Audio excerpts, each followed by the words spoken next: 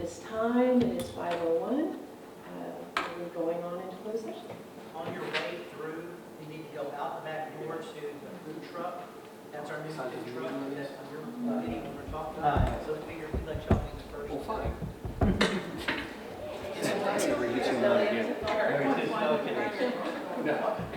Aaron hasn't won. No, I'm okay. Since you got the new video? Okay.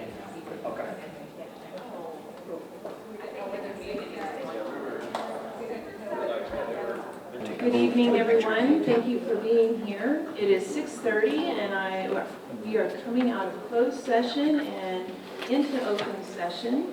And if you will all please stand, we're going to say the Pledge of Allegiance. Order, on. Forward, march.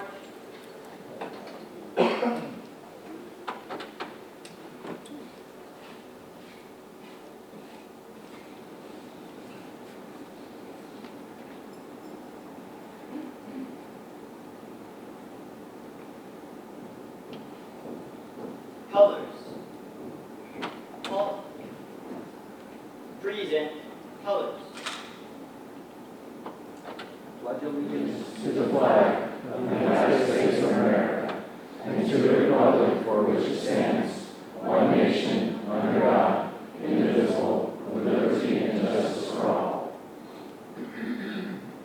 On the Texas flag, I pledge allegiance to thee, Texas, one state, under God, one and indivisible. Order. Colors. Colors. Post.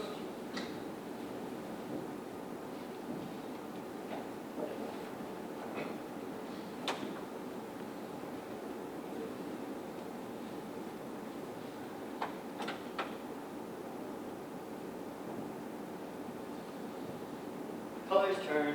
March.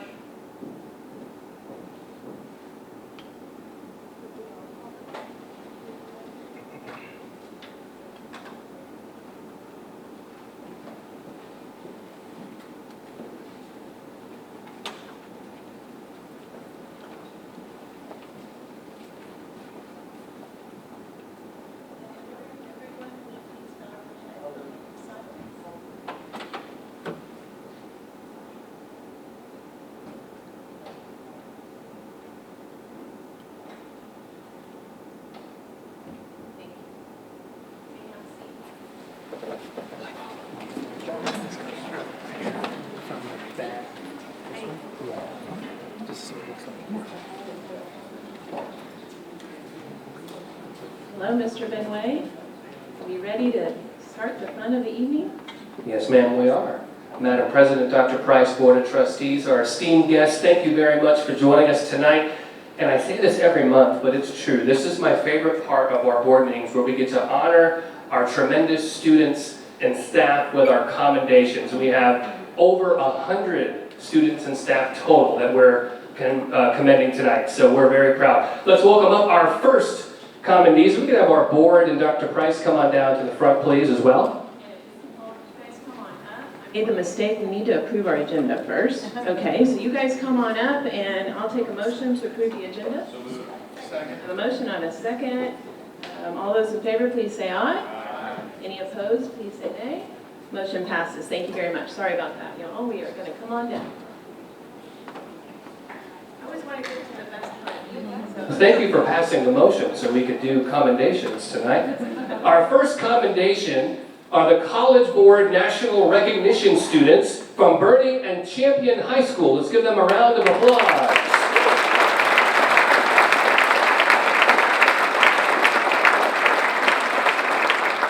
College Board scholarship programs recognize national African American, Hispanic, Indigenous, and/or rural small-town recognition through the Student Search Service. Eligible students have a GPA of 3.5 or higher and have excelled on the PSAT exam or earned a score of 3 or higher on 2 or more AP exams and are African American, Hispanic, Indigenous, and/or attend school in a rural area or small town. Over 40 students from Champion and Bernie earned College Board recognition, and they are here with us tonight. Many of these students, and our next commendation as well, will be inducted into the National Honor Society next week, and we appreciate everyone rearranging their schedules at Champion to be with us tonight. I know we had to move your National Honor Society ceremony, so we appreciate that. Let's have a big round of applause to the College Board National Recognition students.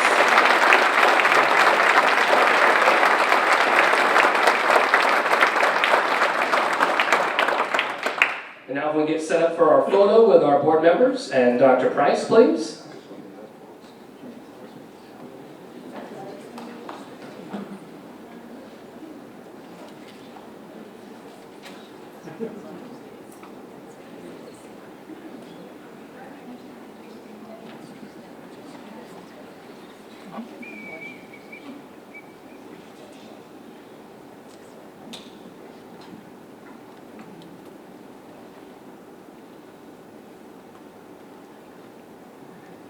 And real quick before we let this group go, we saw a lot of cameras in the crowd. If you are a parent or a family member of these fine students, please stand up or raise your hands. We want to make sure that you're recognized as well tonight.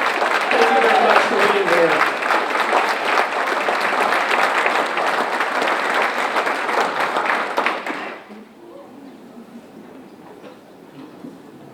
Okay, thank you very much. Congratulations again. That's a great group.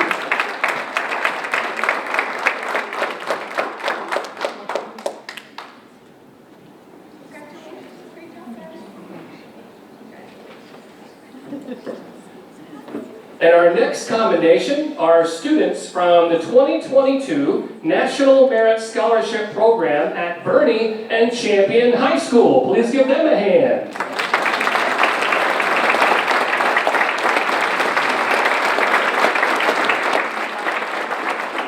Champion seniors Ethan Thornton and Hallie Vandersloot have been named National Merit Scholarship semifinalists. Semifinalists are the highest scoring program entrants in the state and represent the top 0.5% of state's senior students.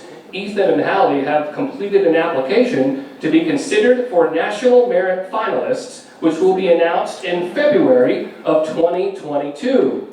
In addition, about 34,000 commended students throughout the nation are being recognized for their exceptional academic prowess, including 16 you see here tonight from Bernie ISD.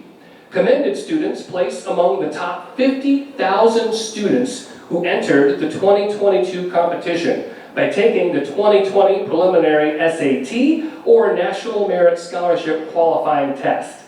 Nearly 20 students from Champion and Bernie were named commended scholars, and they are here with us tonight. The hard work and dedication from these students is to be commended. We are extremely proud of their amazing accomplishments. Please congratulate the Bernie and Champion 2022 National Merit Scholarship Program commended scholars.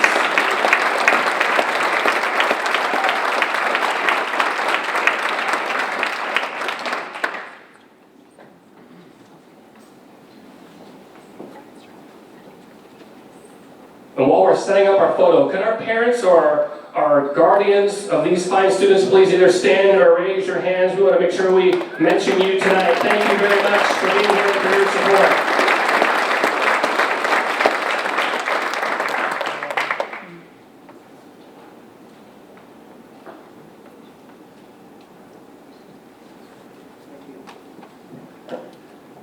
One more hand for these outstanding students. Thank you so much for being here tonight.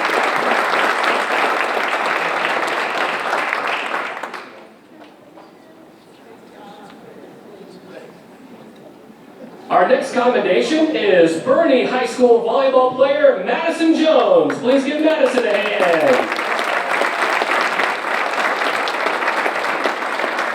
Madison is a junior at BHS and has been named to the 2021 National Phenom List by the American Volleyball Coaches Association for the second year in a row. Volleyball players on the National Phenom List are underclassmen who have been recognized for their outstanding volleyball abilities. This tremendous honor places Madison among the top volleyball players in the nation. Best of luck to Madison and the Greyhounds volleyball team this season. Congratulations. Let's give Madison a big hand.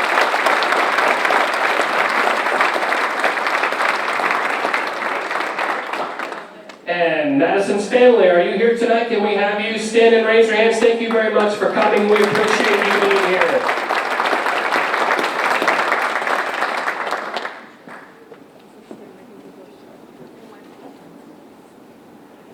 Go Greyhounds! Great job, Madison.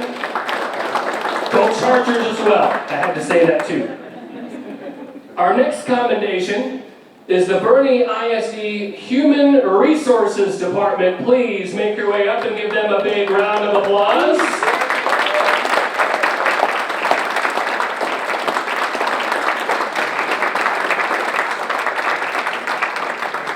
Governor Greg Abbott proclaimed October 13th, 2021 as Texas Education Human Resources Day, a day set aside to recognize and honor the important contributions made by school staff who work in human resources.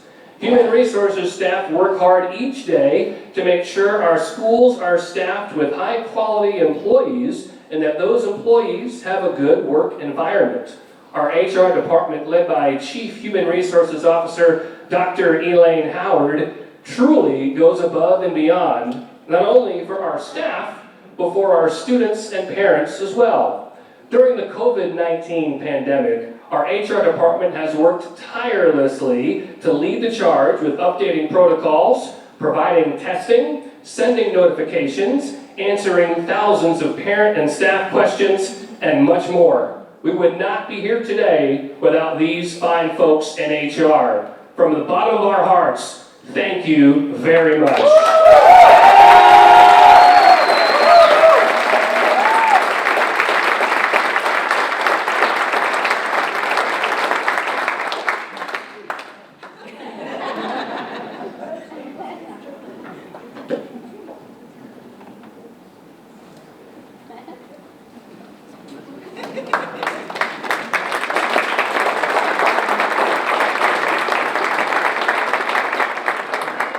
Thank you very much for all you do, and thanks for being here. Our next commendation is the Bernie ISD Teaching and Learning Department. Please come on down.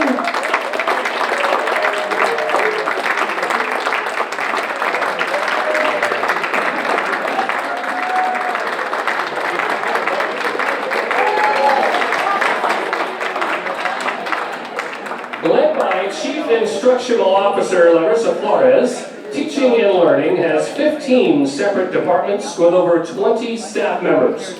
While always keeping the district scorecard in mind, they have led Bernie ISD through a challenging year and a half by providing the highest quality education for our students, which included creating an entire virtual school last year and facilitating remote conferencing this year.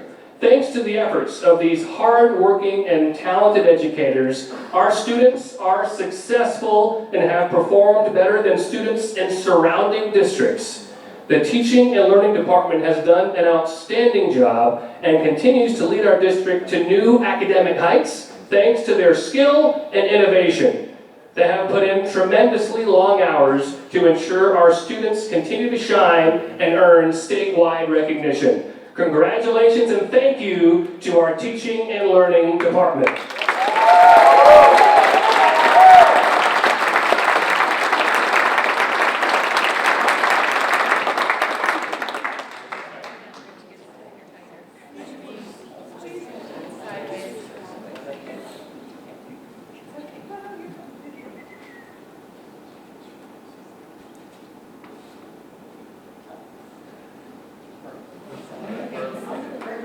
Thank you very much for being here and all that you do.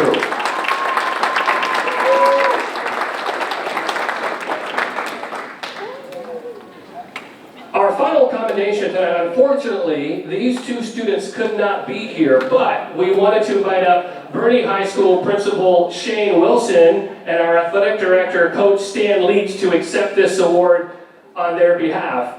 We have a tremendous story for you tonight. Students Lance Harms and Zachary Rackler for their acts of kindness. If you know those students at BHS, this will not surprise you. Lance and Zach came to the aid of an elderly woman at a recent Bernie High School volleyball game. She was having a difficult time sitting in the bleachers and actually had fallen back and was having trouble getting back up. Lance and Zach raced across to the other side of the gym to see if she needed help. Their act of kindness did not go unnoticed by spectators or our community, and we'd like to thank the coaches at BHS for nominating them for this award, and we're going to show them the video once this is done online. So we'll have to show Lance and Zach the video after the board meeting of us commending them and congratulating them. So let's give them a great round of applause, and thank you to Mr. Wilson and Coach for being here tonight.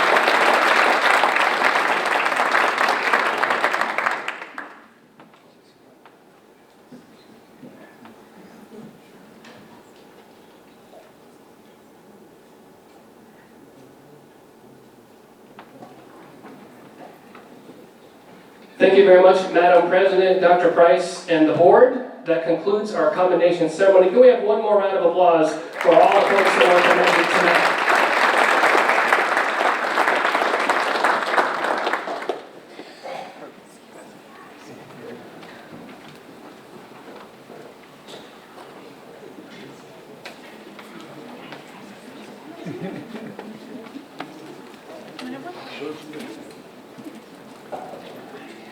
So thank you, Brian, very much, and we're ready to see your insider in here in just a moment.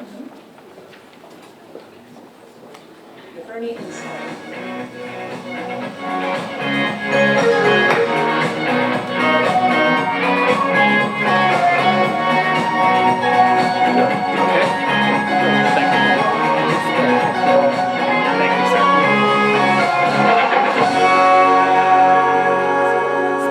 Hola a todos y bienvenidos a nuestro primer programa de español de Bernie Insider. Soy Clarisa Moreno, una maestra de lenguaje dual en la escuela primaria Fabra.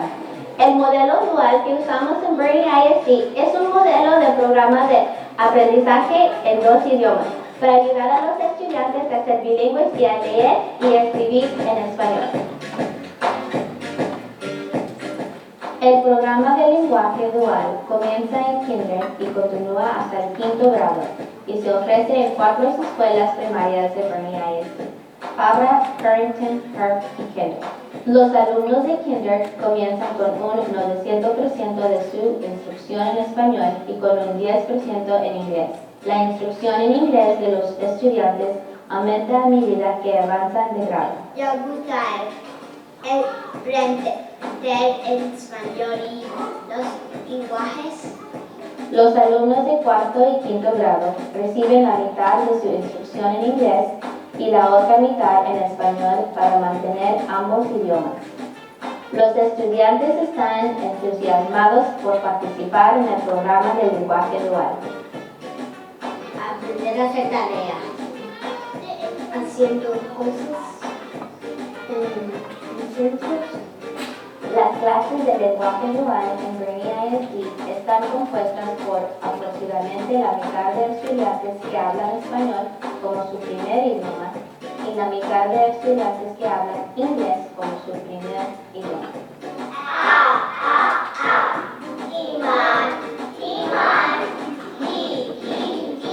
Cuando regresemos tendremos más información sobre el programa de lenguaje dual.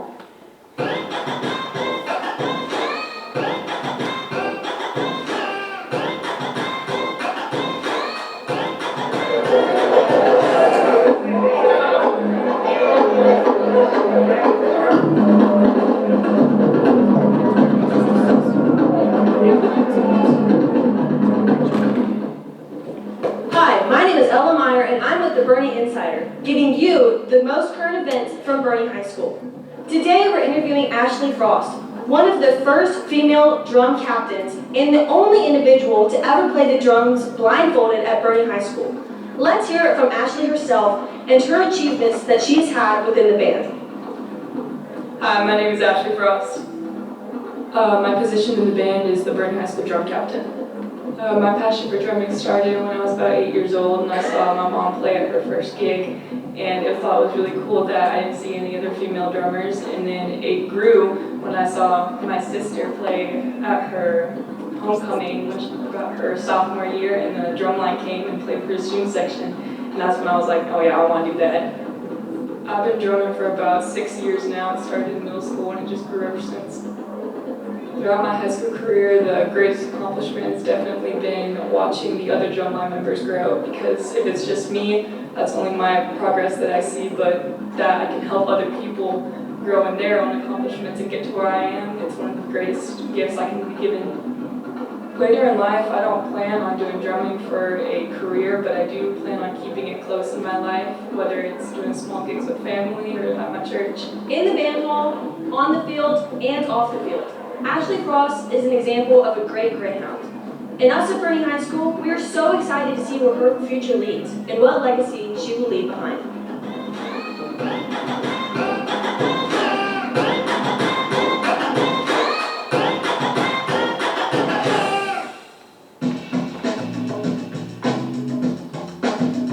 Hi, my name is Victoria Alonso, and I'm a 6th grader here at Bernie Middle School South. I'm here to recognize this month's Limelight recipient, Cooper Thompson. Cooper is a 7th grade student at Bernie Middle School. According to his teachers and fellow students, Cooper has all of the qualities that fit a BISD student. In class, Cooper is always there to lend a hand and often gives encouragement to others. He's always full of positive energy, which is contagious, and makes classes a lot more fun for everyone, including his teachers. Cooper Thompson is a great example of what a student-athlete should be in a classroom or an athletic competition, and therefore he's our October Limelight recipient. Congratulations, Cooper!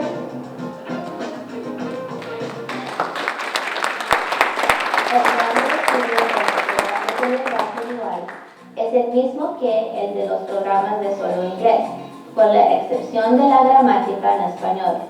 Los estudiantes reciben una instrucción equivalente en matemáticas, lectura, escritura, ciencias y estudios sociales. Al final de quinto grado, los estudiantes que han completado todos los grados de los programas de lenguaje dual son bilaterales y biculturales.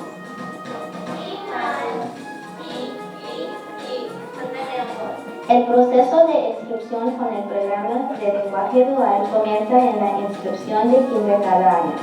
Los padres pueden indicar su interés en el programa al inscribir a su hijo en la escuela. Los alumnos de lenguaje dual se enriquecen aprendiendo ambos idiomas y compartiendo esta experiencia con sus compañeros. Esperamos ver a su hijo en nuestro programa de lenguaje dual en el futuro. Gracias por ver el primer programa en español de Bernie Insider. Soy Clarisa Moreno.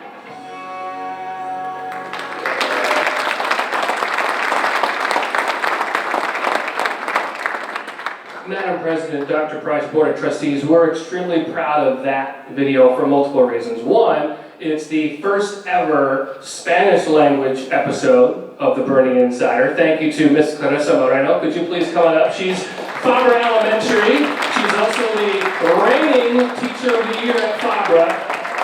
And she's with Vincent Foster, who is on the show.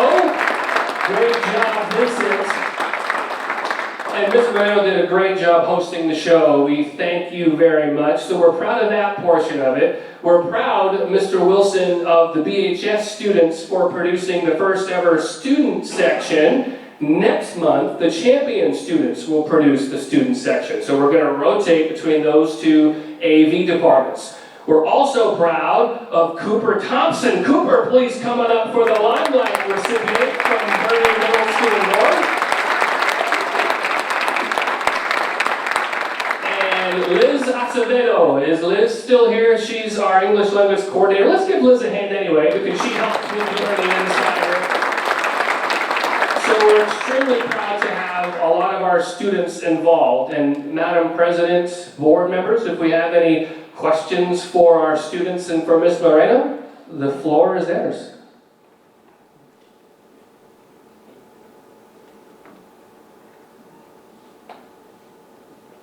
Very good. So, Vincent, what grade are you in?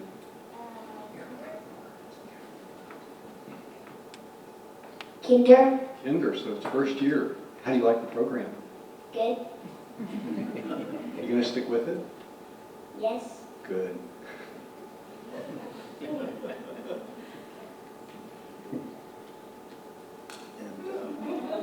In Cooper, you were dual language too, were you not? ¿Cuántos años has estado en lenguaje dual? Ese es mi octavo.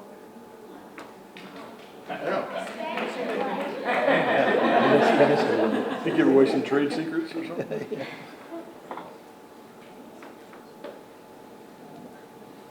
Madam President, Dr. Price, Board of Trustees, and our guests. Let's give them one more round of applause. Thank you very much for being here.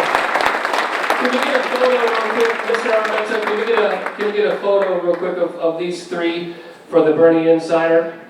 And yeah, Mr. Owen, Mr. Wilson, and Mr. Ladiolas. We could get you all up here as the principals representing these three schools.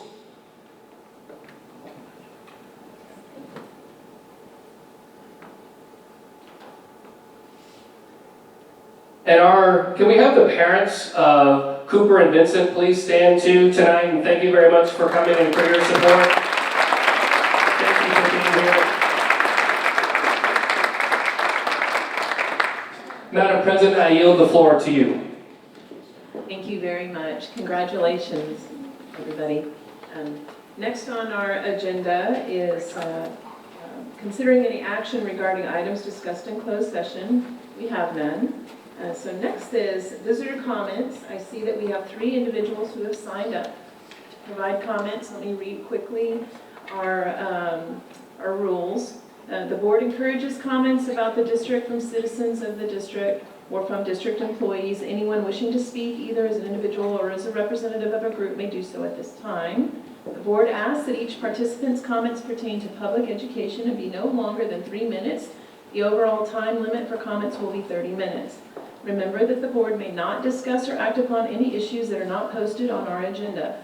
If an issue mentioned is listed on tonight's agenda, the board will defer discussion of the issue until the appropriate time during the meeting. The board encourages the public to discuss concerns with an appropriate administrator who has the authority to address the concerns. Concerns should be expressed as soon as possible to allow early resolution at the lowest possible administrative level. Finally, please be aware that rules of decorum will be enforced during the public comment period and throughout the meeting. Citizens may not address individual personnel concerns or other items that might infringe on the rights and privileges of others. So with that, I am going to ask Brandon, I believe it's Gardner. Is that correct, Brandon, if you'll come up? Okay. ¿Quieres hacerlo en español? Dear Bernie School Board Trustees, my name is Dr. Brandon Gardner. I'm a general dentist that lives and practices here in Bernie, Texas. My children attend 3 of the different schools here in BISD in this great community that we have. The former President Barack Obama once said, "I accept that people are going to call me awful things every day, and I will always defend their right to do so. Although I am not here to call you awful things today, I am grateful for the God-given rights that our Constitution protects for each of us to express ourselves freely in the public square. On behalf of myself, my family, and countless community members I interact with, I'd like to thank you for doing your very best to provide a safe atmosphere for our children to learn in while maintaining respect for the individual rights, religious beliefs, and medical decisions of their family. As you are aware, there is a portion of our community that wishes to mandate individuals, including our children, to wear facial coverings or undergo a specific medical treatment as prerequisites for receiving a quality in-person public education. With the fear and uncertainty surrounding this pandemic, it is understandable that people want to protect themselves. Some individuals would support efforts to restrict another's autonomy in an effort to feel safe. More than ever, it remains essential that individuals and families study out the issues at hand, seek sound medical advice, and make the best choices for the health and safety of themselves and their family members.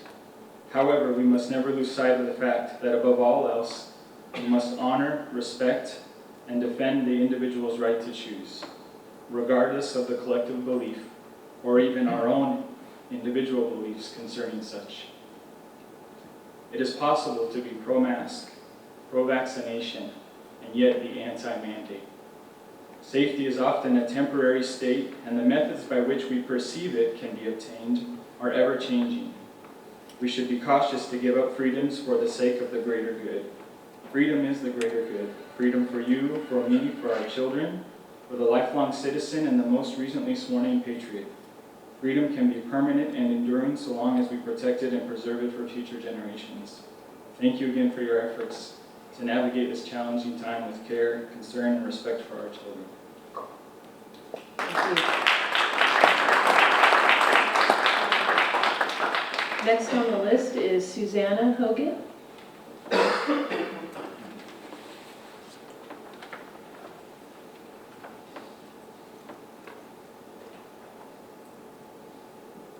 Hello, Madam President, Dr. Price, members of the board.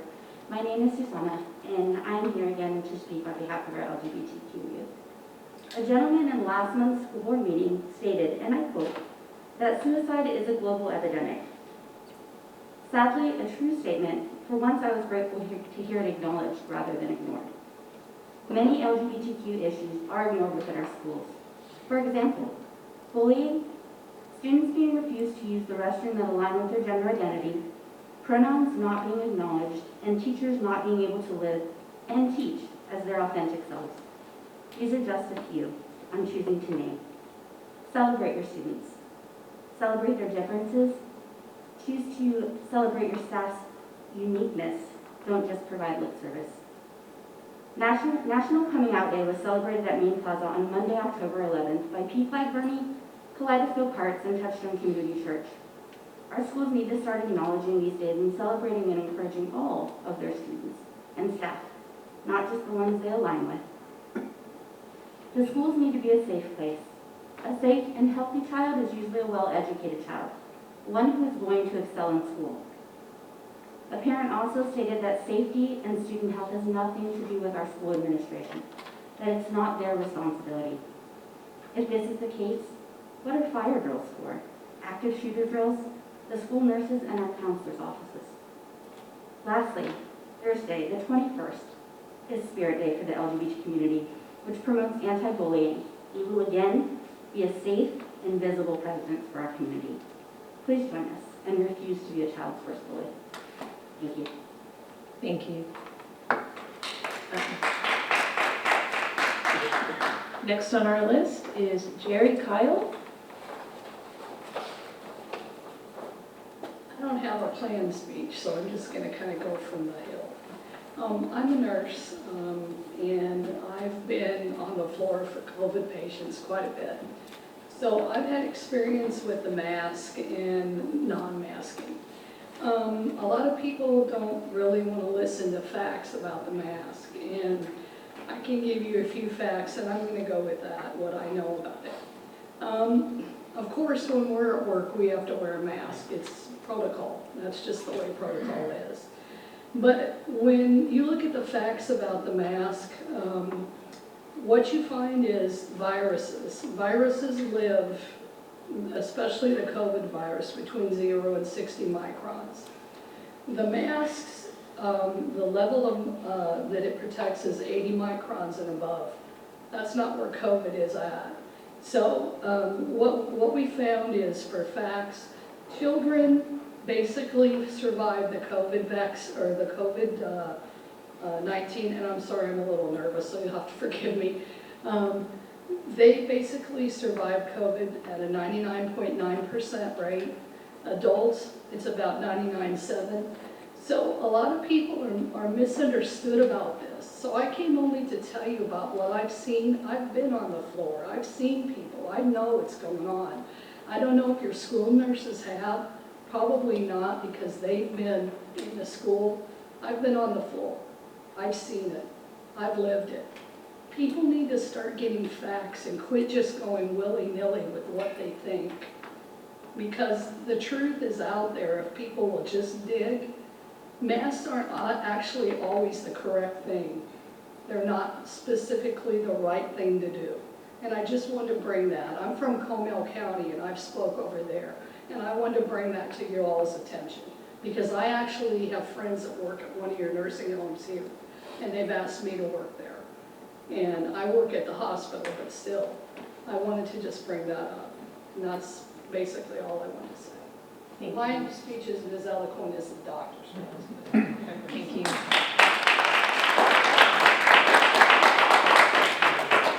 Next on our agenda is the consent agenda. Is there a motion to approve the consent agenda?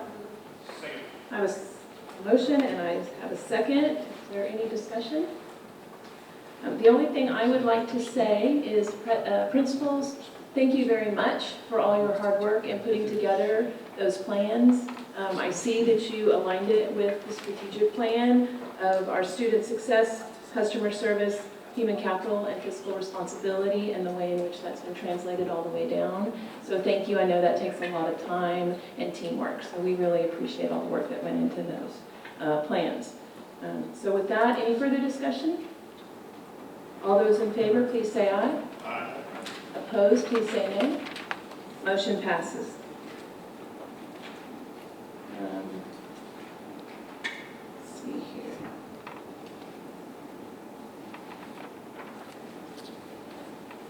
So next is governance, and I'll entertain some board member reports. You want to start, Rich, with legislative? Do you have anything for us? Sure. The legislature is in their third special session, which concludes tomorrow. And I can't say that I know what happened today. It's been kind of a busy day. But so far, regarding tax cut, the state estimated they had more revenue in the till than they expected for this biennial budget. So the House approved a $535 refund, tax credit, whatever you want to call it, to be sent to every homeowner in the state. The Senate passed, alternatively, a temporary 1-year 6-cent tax rate cut.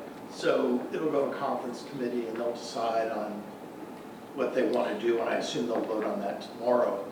Redistricting is almost done. You may have read about it in the newspaper. How it affects our area is we currently are in House District 73, which is represented by Kyle Biederman.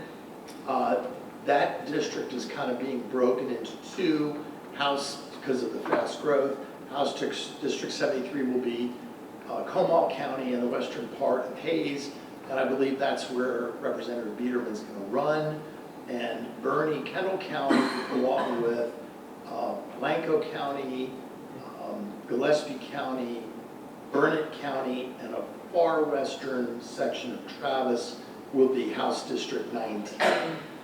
Similar demographics to the current district that we're in. So that'll be a competitive race, and we'll have a new state representative in House District 19 that'll represent Kendall County. Far northern Bear County will remain in House District 122, which is represented by Lyle Larson, who is not going to run again. So that'll be a wide open seat. Senate District, we will remain in Senator Campbell's District, Senate 25. State Board of Education, change. Our current State Board of Ed rep is Rebecca Belmedero. Effective the next election, 22, she will no longer be our State Board of Ed rep. Instead, Kendall County and Comal will be put into a district that's a lot of the hill country, Williamson County and some counties north of there, which is currently represented by Tom Maynard out of Williamson County. He's the head of FFA in Austin, and he used to teach in Bandera County. I spoke to him last week to welcome him to our area, and he said, I've been to both Champion and Bernie High School FFA program, and I buy my feed at Linder's in Comfort. He said, so I feel like I'm a native to Kendall County. I said, well, good. Here's our superintendent's number. If you never need advice, give him a call. So, Tanya, hopefully he'll give you a call. So we will have a new State Board of Ed rep for Kendall County. The Bear County portion of our district will be moved into State Board of Ed District 1, which is Georgina Perez, who lives in El Paso. That is a massive district. that goes from northwestern Bear all the way along the border, all the way up to El Paso. So, you know, yeah, so that's how that's working. So redistricting is almost done, and they have till tomorrow. The State Board of Ed maps have been passed, and they're on their way to the governor. That's District 10 now, right? District 10 is Tom Maynard, and District 5 is Rebecca Belmedro. Her district will now be Hayes, Travis, a small portion of Williamson. Yeah. So, okay, as far as the Transportation Committee goes, the Kendall County Bernie Fair Oaks Ranch Transportation Committee, there's been a lot of news in the local papers and the Express News about this fear that the committee's going to, or that the city or the county wants to resurrect the Gateway project, which was hugely controversial. So far, the 20-member Transportation Committee has avoided that topic and really is focusing on local solutions to local traffic and mobility problems. I will say that the committee has extensively used the PASA demographer's report, which has provided the most specific data about the number of new households that are coming to our community over the next decade. Basically, what the working groups did was they divided the area into quadrants and said, okay, how many new houses are going in each quadrant? What kind of new road networks do we need? What kind of mobility in terms of bike paths, sidewalks? There was a special emphasis put on things that can make mobility to schools easier. So for instance, if there's a neighborhood near Herf Elementary School with no ability to get to Herf, the recommendation was to put at least bike paths and sidewalks so the kids could get to school that way instead of having the bus or parents take them out on Highway 46, get traffic, and then go the back way. It's like 1/5 the distance and would improve mobility. And those kind of recommendations are sprinkled throughout. The report will be done should be done by the end of the year. It goes to the commissioners and the city council, and we'll see what they do with it. But it has been pointed out that since 1976, which was around the time the first thoroughfare plan was adopted by the city of Bernie, 45 years ago, there's been some improvement along 10, but basically we've added one road. Whereas with our school district, we hit 1,000 kids for the first time in the 1976 school year, and now we're at 10,300. And in those 45 years, we built 8 schools. So we need to catch up in terms of growth, because that's something we have to do. We can't go on. Could you imagine if we hadn't built schools since 1976, how many portables we'd have? It would not be good. So in any event, that's the update on the Transportation Committee. Thank you, Mr. Senna. Okay, how about the Finance Committee? Carlin, Garrett? We have not had a meeting since last week. Whole Child Committee? It was Thursday. This Thursday, okay. Dr. Tidwell, how about technology? Okay. Bernie Education Foundation, Maritza. All right, so first of all, a huge thank you to our teachers, because BEF actually received almost 200 TIG, which is Teacher Innovative Grant applications this year, so that's phenomenal. So thank you so much to our teachers, principals. Thank you all for encouraging your teachers to apply for that. We still have tickets and tables available for the Purse Mania event, which is the first Thursday of December 2nd, I believe. So that's always a great girls' night out, so encourage your wives or ladies and buy your tickets. It's a fun event. We'll be there. And also BF Giving Day is next month. It's on Tuesday, November the 16th. This is BF's 24-hour fundraising day, and you can make a donation of $5 or more to support every student, every teacher, and every school in Bernie ISD. So thank you all so much. And then also another thing, I think we had this past Thursday and Friday, we had our first responders that we had BF at the football game. So thank you all to everyone that participated in that. We appreciate our first responders, and we have some great SROs here, so thank you all so much.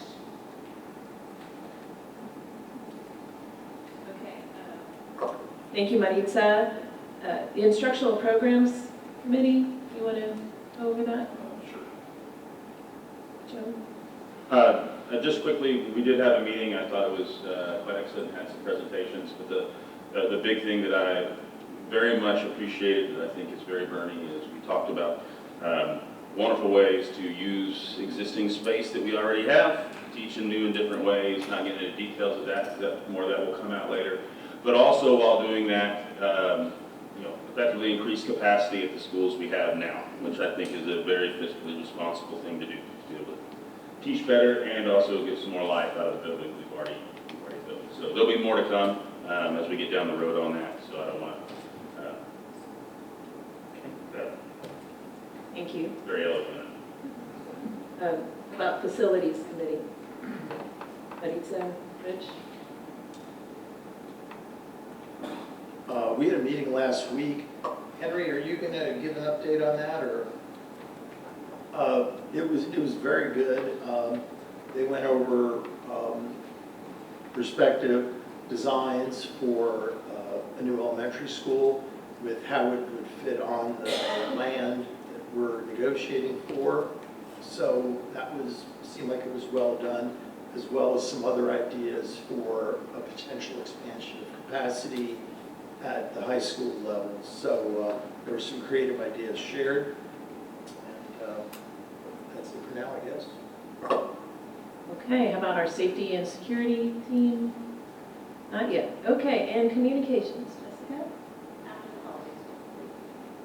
Very good. All right, next, Dr. Price, are you ready for your report? All right.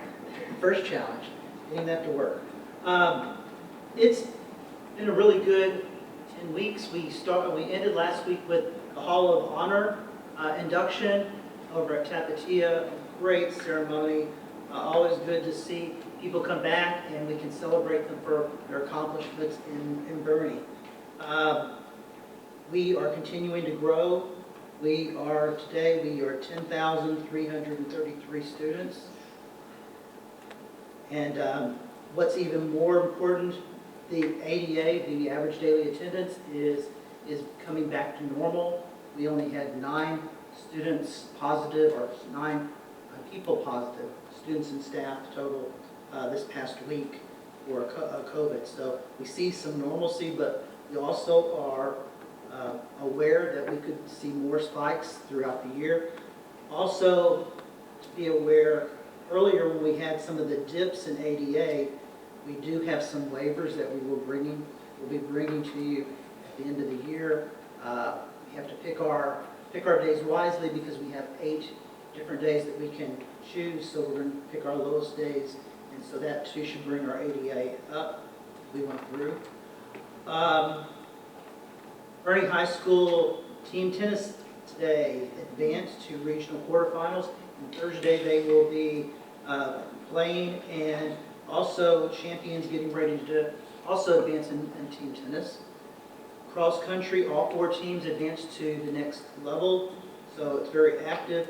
And finally, I want to share that we received a rather surprise recognition from one of our schools and for the district in closing the learning gap.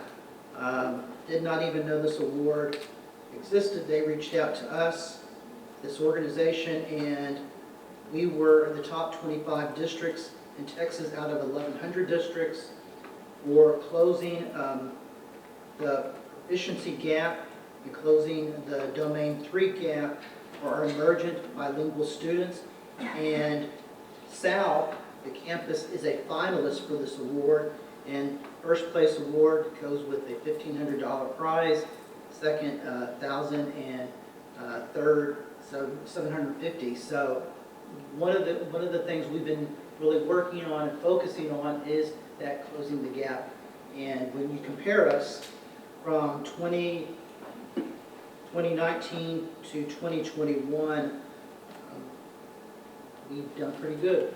We've been picked out. So wanted to thank the principals that were here for working on that. Also for Larissa, because I know I've watched her over the past couple of years since she's been here, really focusing on that group, knowing that that's a group we've lagged behind. So we want to What we want to do, though, is not stop at this point and make sure that we really take this as encouragement so that we can close that gap even make that gap go. Dr. Price, before you finish, I just want to say how fantastic I think that is, that, you know, we often say we believe any child can learn, and absolutely any child can learn. So I'm glad to see that we're making strong progress, and it just catapults us into even improving on that performance and wipe out those gaps totally. It really is a remarkable thing. We're tagged for this, but I know the hard work that's gone into it, and I know that we've got a little ways to go. And part of always improving is understanding that there are gaps, admitting there's gaps, and then us going through and making sure those gaps are closed as possible. And I think you saw a little bit of that in the video today on the dual language, and they're doing a super job. Next for me really is introduction of something I didn't get a chance to mention in our closed session. The PASA people cannot make it tonight. They are going to come in by video, and we need to move that up to right after me, and so they're up next.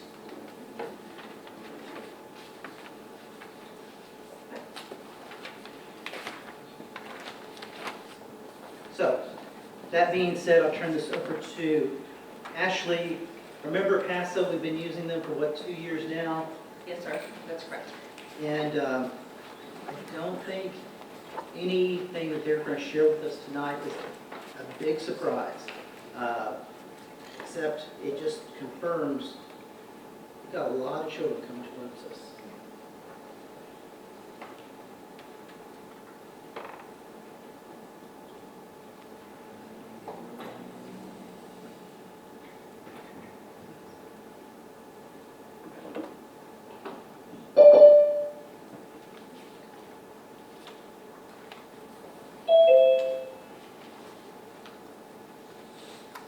There's a PowerPoint in your package.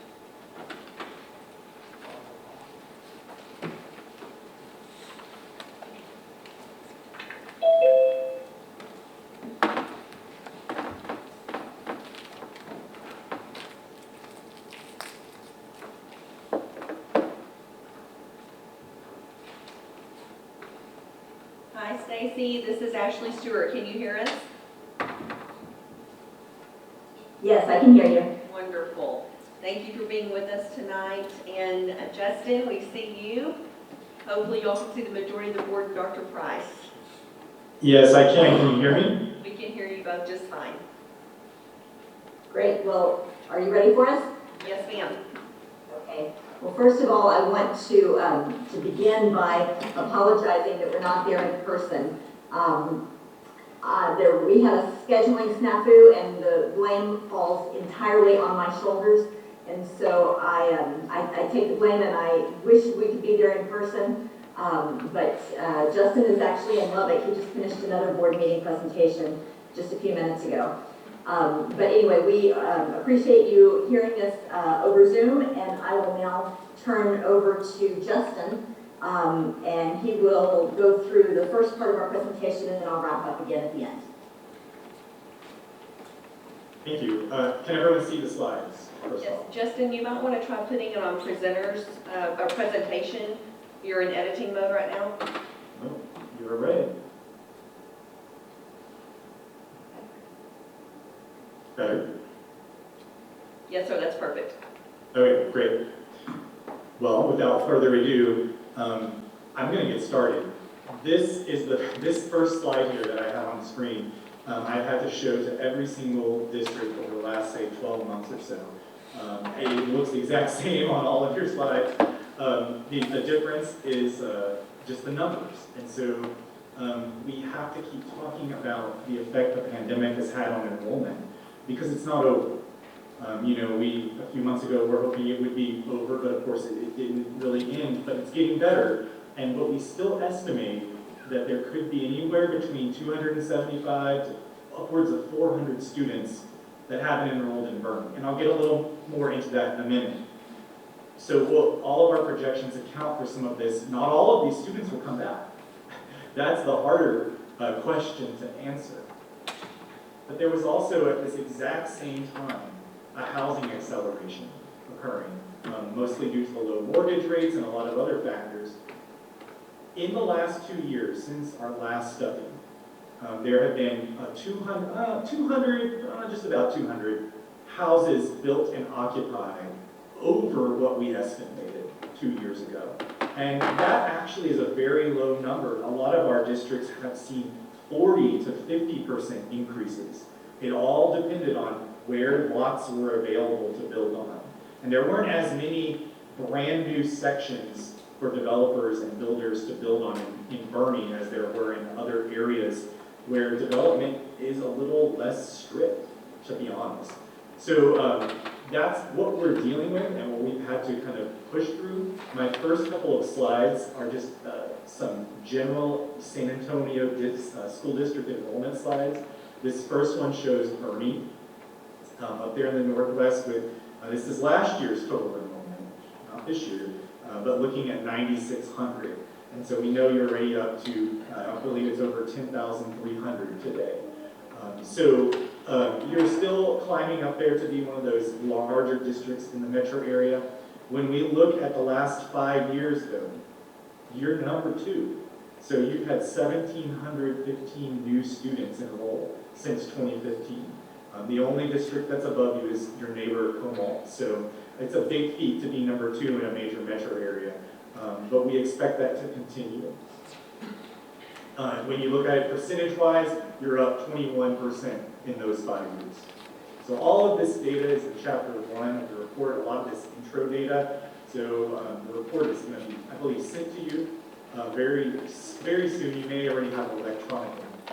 But all of this introductory materials are in chapter 1. So here's your growth rates. Of course, you have been steadily increasing that. You've been over 5, pretty close to 6% as more new housing developments come into the district. And then, of course, 2020 hit, and we had very, very little growth. But you didn't decline.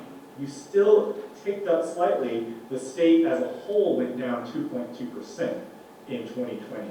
So districts that were growing did see increases. This chart is really just showing you your growth over the last 30 years. No surprise, you've been going up for the last decade, minus last year. But I want to talk about this chart for a second here. What I'm showing here is 10 years of growth by grade group. And look at the orange lines. I believe they're orange. On my screen they are. They are the largest bar, and that represents your elementary student growth. And so you can see, between 2016 and 2019, your elementary classes, cumulatively have been growing by upwards of 250 to 300 students. Then it went down by over 200 students, and this year you went up by almost 400. But in the last 2 years, you should have grown by somewhere between 450 and 500 elementary students. So we know there could be upwards of 300 to 350 of those students still missing. And so that's what I'm talking about with that COVID loss still lingering into this school year. Now, looking at your births, we do this every year for every client. Your births in this district are represented by that bottom line. It's a red line, hopefully it is on your screen. And that blue line above it, it's a little more wavy. That's your actual kindergarten enrollment. And you can see that the kindergarten enrollment took a hit last year, and then it's up again this year.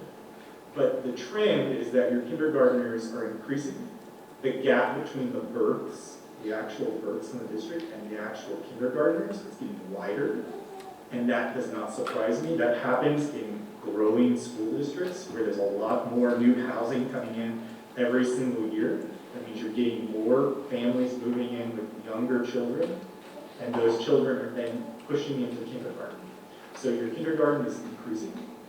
We expect that to continue. And this is going to be the last slide I show on COVID, but I need to show it because it's taking 6 of our clients that we're currently working on in the Houston and the Austin and San Antonio areas. And what you're seeing here is our projections versus what's actually happened. And so the gray lines are projected enrollment. And we only have a couple of years for Bernie because PASA only started working with you guys in 2019. But every single client we work with, of course, took a dip in 2020. And we still haven't reached where we would like to be in 2021. So even our districts, we were projecting higher growth in last year. It didn't happen. We had really hoped and we were anticipating a quicker rebound, but the summer surge happened and we just didn't get there. But I'm showing you this to let you know that it's not just you that I'm projecting COVID students still not having returned, or COVID lost students. It's really happening everywhere. We're still seeing with all of these districts on this chart a 1.5 to 3.5 difference from projected. And so, it doesn't sound like it's that big of a deal, but it is, because our issue is we still don't know how many of those are going to return. We, at this point, can't assume all of these students that we believe are missing are going to return. We don't know how many have enrolled into virtual programs. We don't know how many will just continue homeschooling, especially if they're older students. So these are all questions that we'll just have to kind of wait and see. Here's your private and charter school breakdown. We showed you this last time, and it's very similar. There haven't been many major changes. I'll tell you the only major difference I'm noticing is possibly more students enrolled in private schools. And it's not necessarily one in particular. It seems to be in a lot of different ones, just, extra students added in all these private schools. So we have adjusted that. Your private school enrollment might now be somewhere closer to 9 to 9.5% of all total district students. So you're sitting at about 88.5 to 89% of the students in BISD are actually going to BISD schools. And there has been a little bit of a change also from what we've been following with the state in students transferring out of Bernie to other school districts. So we've seen quite a bit of an uptick over the last, say, 3 to 4 years in students going elsewhere. That bottom line shows you the trend. 5, 6 years ago, you had about 40 to 50 students enrolling into nearby school districts. Now it's a little over 100. I don't have those exact numbers in front of me to where they're going, but we do have that in the office, so that's something we can get. Real quick on the economy, jobs are recovering. We're still not quite where we were pre-pandemic, but San Antonio area is about 80% recovered. But this next bullet point, the new home construction, I want to kind of drive home for a second. When we performed this study 2 years ago, basically 2 years ago to today, there were 534 homes under construction in Bernie ISD. Today, there are 715. So that's a 34% increase. That data is collected by us. We actually have an employee who goes and he understands the pace of development by going and actually counting homes under construction and occupied. And that helps us later on when we're dealing with students, I'll get to that in a minute. But some things we need to really focus on moving forward or think about is the actual housing market. We know the market's been booming, but we also know that existing homes are being put on the market at greater rates than they were in 2020 after the pandemic, or when the pandemic was in full swing. We know that in very, very recent months, mortgage applications have been stabilizing. They were going up last summer, this last fall. We're actually seeing declines nationwide and in Texas in mortgage applications.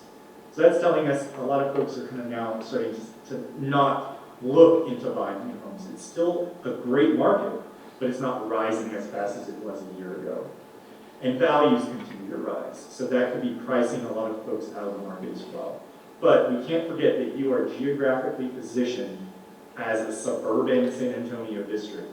So despite what the market does, we're still going to have growth in Bernie. It might not happen as slow or as fast, depending on what ends up occurring over the next 2 or 3 years, but it's not going to drop off by any means. So, I mentioned we plug your students into neighborhoods and we create ratios of students per housing unit. We geocode all of your students by address, and we understand where they live, which neighborhoods they live in to almost 100% accuracy. This allows us to then align the student data with those housing occupancy counts by neighborhood, in particular those active neighborhoods. And when we do that, and we average your entire district single-family housing, we get 0.49 students per home. For apartments, it's 0.28. So for single family, you're a little lower than most suburban districts, and that's really because you have a lot of you're more retirement focused down in Berkeley. So there are a lot of neighborhoods that just don't generate children, but your apartments do. And really, a lot of your new single family housing is generating a lot more students than 0.49. And kind of taking that, we prepared a map here to show you some of those neighborhoods. So in these blue neighborhoods on the map, they don't generate a lot of children. And we've highlighted a few: Miralomas, Cordillera. Now some of the very, very new section, Cordillera Ranch, we don't know what's going to happen with it, but it is generating more students per home, but we only have about 15 to 20 homes occupied, so we don't have a lot of good data. Cielo Ranch, also that neighborhood in the far southeast, Ralph Fair, it's booming right now, but they're not generating as many students as we had anticipated. So we're only getting about 0.36 students. Now that could change. We could have a lot of families that have moved in because of the fast growth, and they have 3- and 4-year-olds. That happens sometimes. So it's a neighborhood we need to kind of watch. But a lot of these other high-growth neighborhoods that we have here in orange and red, their ratios are very typical of what you see for suburban developments. In fact, some are very high. Ranches at Creekside, very, very high ratio of 0.85. Esperanza, 0.69. Same with Regent Park. And then I threw in one extra one up here, Sabina's Creek Ranch. It's one off 474 that you may not think about it much, but the ratio of students per home is very high at 0.74, and it's growing. And so even in some of these neighborhoods that are you would consider more off the beaten path, estate lot subdivisions, we're starting to see even more students generated in some of them, not all of them. It really depends on how they're marketed. So, what we do when we're looking at housing is we split your entire district up into these planning units. And if you've heard this before, you know the spiel. That data by planning unit, these little numbers here on the screen, we take your attendance boundaries and we break those up. We kind of explode them into meaningful, logical little areas. And Stacy will get into that a little more. It all has to do with facility planning, long-range planning. When we look at where your cities fall, you have 3 major cities in your district, and we understand we gather plat data and engineering data as to who's building, who's developing next, who are the next players to put lots on the ground. So we understand what's going on and where, and that matters for your future school placement. Now, looking at those first 5 years of the projection period, today through October 2026, this is a hotspot map by planning unit. The deep reds, those are areas that are going to have a lot of new housing. This is just single-family housing shown on this map. And so it's scattered. There are pockets, and that's good. That's really good for zoning. You don't want your growth to all be happening in one spot. But these neighborhoods I've outlined here, they are your high-growth neighborhoods with a lot of new housing. And I'll get into those in a sec. But Esperanza, Front Gate, Elkhorn Ridge, Ranches at Creekside, those are ones to watch because those are neighborhoods with higher student yields, and they're also basically exploding with growth. So let's talk about some of these. These 2 listed right here are our neighborhoods that are growing but don't generate as many students, so Cordillera and Miralomas. Each one of these, we're projecting between, say, about 50 and 70 annual home occupancies. Miralomas should start to tick up as time goes on. As they build new sections, there are several new sections in the planning phase right now. So each one of these neighborhoods in 10 years will have well over 600 additional occupancies. Depending on the pace of development in Miralomas, we could be looking at maybe even 900 occupancies in 10 years. But these neighborhoods only have 0.23 and 0.25 students per occupied home currently. This next slide, this is the focus area. This is where we really need to be thinking about where the growth is going to happen quicker. And so I've highlighted Esperanza. So they're really ramping up right now. They're going from, I think it was 50 or 60 occupancies a year. They're about to start having 175, in a couple of years, 250 occupancies. They're really getting going strong. They've got about 250 lots in development currently, plus some age-restricted lots. And those age-restricted lots, for people aged 55 and plus, there are 532 of them reserved. So in the coming years, the age-restricted lots in Esperanza will account for about 20 to 25% of all of the new occupancies. They've also, Lookout has also purchased 450 additional acres east of Esperanza. So they estimate maybe 900 lots in addition to all the current lots that have been planned in Esperanza, somewhere in the realm of 3,500 total lots in Esperanza. Ranches at Creekside across 46, construction's up over 200% in just 2 years. We've got now about 75 annual occupancies projected. And those two neighbor subdivisions, Elkhorn Ridge and Front Gate, we still have about 360 homes left to build out. Those should be built out within about 5 years. And then Regent Park, right off I-10, in all that construction mess, we've got about 570 homes left to build out there. That could be within the next 7 years. So all in all here, we're talking about roughly 4,000 lots in just these 5 neighborhoods in the next 10 years. So that accounts for somewhere around a third of all the new housing, about 30% of all the new housing in Bernie over this decade. This next map is a hotspot map showing projected homes over the 10-year, or the latter 5 years of the projection period. And not a lot of big changes, but there are a few different ones. Corley Farms pops up on the map. And a lot of these future neighborhoods, we're thinking in the Balcones Creek area. So kind of South Bernie, in Kendall, maybe even on both sides of the county line. That's a hot spot. We've got developers buying land currently or looking to buy land. I'll go over a few. Corley Farms has just broke ground. You might be noticing a street being cut through the main street right there off Bernie Stage or Scenic Loop. They're planning 1,200 lots still, maybe 150 a year you can expect. Another neighborhood across the freeway on Old Thread, 40 acres was added to Lily Ranch. It hasn't started yet, but the lot count is now 425, so that increased a bit. And the neighboring tract, the Dunnenberg tract, the same, you might remember that name from the individual who sold land to Esperanza recently, looking to get rid of about 100 acres north of I-10. So I've been hearing rumors of a production builder coming in there, very likely.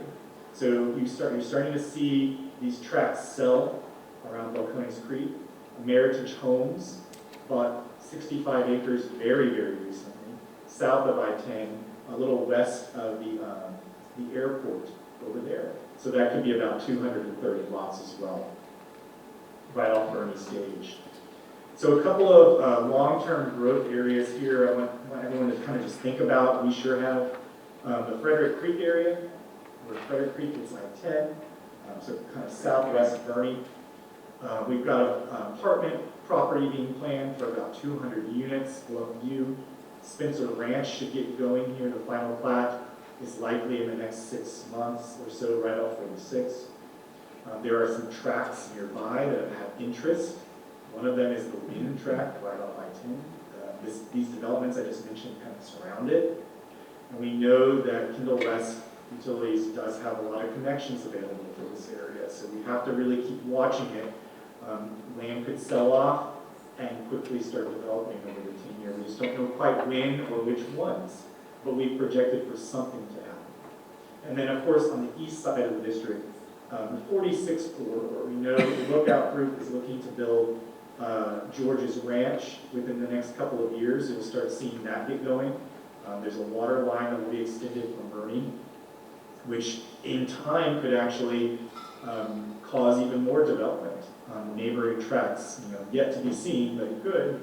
And of course, in Fair Oaks Ranch, the infamous Bernie Ranch Estates housing tract, I believe it's still in litigation, so we pushed some of those projections off a while until we figure out what actually is going to happen over there. But those are a couple of corridors to keep watch. In terms of apartments, we do have 2 complexes under construction.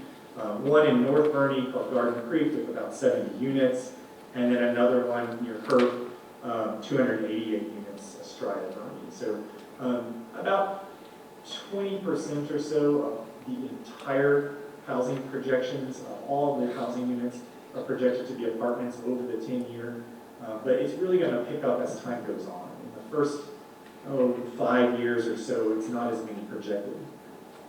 And here's a chart of that, actually. The blue lines are showing you our first 5 years of projections. The darker red lines are the latter half of the projection period. And we've kind of split this out by single family. Those tall lines, that's the majority, that's 3/4 of your growth, single family housing. And then the multifamily. You can see both pick up as time goes on. And that's what we're anticipating. So in all, we could be looking at 20,000 housing units. That's everything from a senior apartment complex to a single family home to an apartment. Now when we kind of change this, turn it over into student, you think about everything we've talked about, and we put students in every one of these homes, according to what we believe might happen. We get 3 scenarios of growth, and the one that we typically tell you to follow is the moderate growth scenario, and that's the dotted line here, and there's no exception. We're telling you to follow that one here today. Stacy will go over that in more detail. All of our student campus enrollments are going to follow, projections are going to follow that line. By 2031, you could be looking at about 20,000 students. Now, I just want you to know that I was doing a little math here earlier. Compared to 2 years ago, we've actually downturned these projections by quite a bit, in my eyes. These numbers, if you look at 2029 from our last study, because that was the last year of our last study, they dropped by 650 or so students. So due to COVID, due to some of these variables we've been talking about today, some lower ratios seen in some neighborhoods, the housing growth, it's been following what we thought. But we've just adjusted. You have to adjust as time goes on.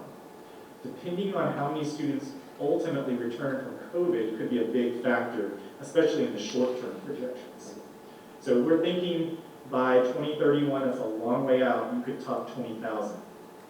But the low growth, you'll notice, the gap between the moderate and the low growth is quite a bit larger than the gap between the high and the moderate growth. And the reason, we just have a little more confidence in a lower number. It's not to say that we believe 17,000 will happen. It's just that there are more factors out there that could draw the draw the enrollment down a bit. We don't foresee housing growth and enrollment growth surpassing the moderate as much. You would have to see some really big developments get going really quickly in order for that to happen. So those are our low, our mod, and our high. This is just your moderate growth scenario. These are some numbers. Just know that in those first couple of years, we're still projecting some influx from students that may have not returned yet from COVID. We are not necessarily projecting 300 or 400 students to return in the Army. We don't believe everyone is coming back at this point.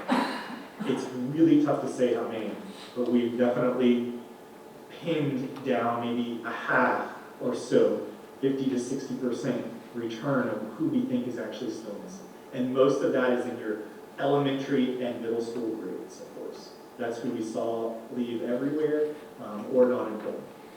But you could be looking at growth kind of trailing back to 6% by the end of the projection period. It might start growing a little faster in the next 5 years or so, but then that would trail back. So with that, I'm going to hand it over to Stacy and take a drink of water.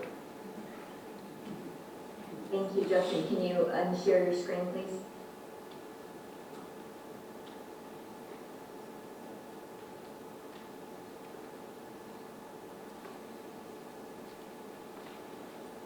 Okay. Does everyone see the proper screen? The full, Yes, ma'am. full size screen? Okay, very good.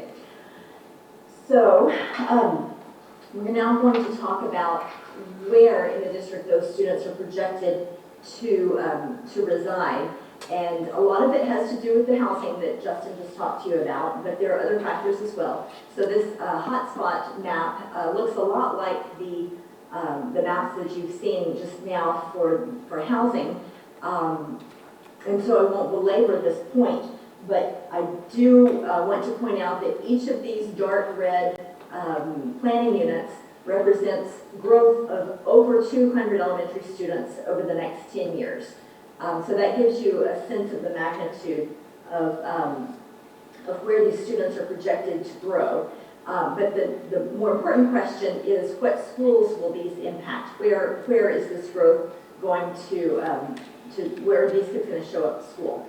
And so we've overlaid the attendance zones over this hotspot map so that you can see, as Justin alluded to earlier, that the growth really is distributed among almost all of the elementary schools, which is good. As he said, it's good for utilization and for stability. So I won't belabor the point going through all of the developments that are in each one, but the next question is, what's the magnitude? How many students is this yielding in each of these schools?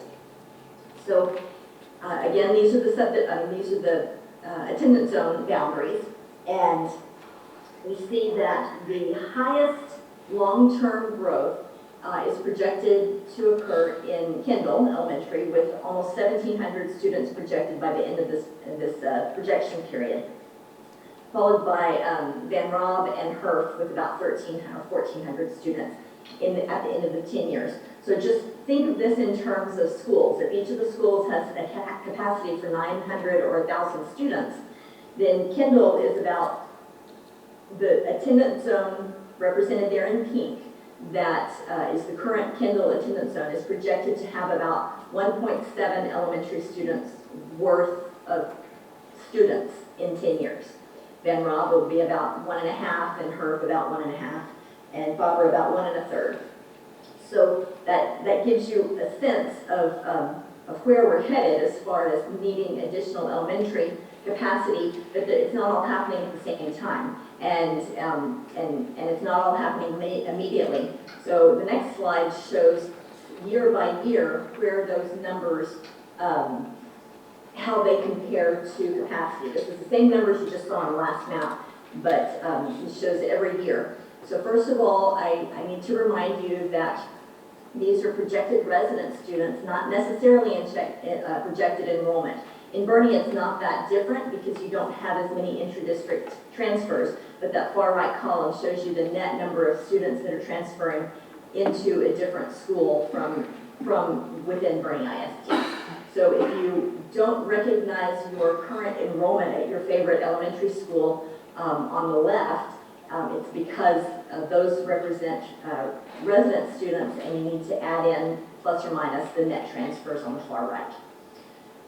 The cells highlighted in yellow represent the years in which the projected resident student population will exceed the capacity of the school by 120%. And that is just our internal benchmark for saying, in general, that's the point at which you can no longer add more portables because you're running out of core capacity and so forth.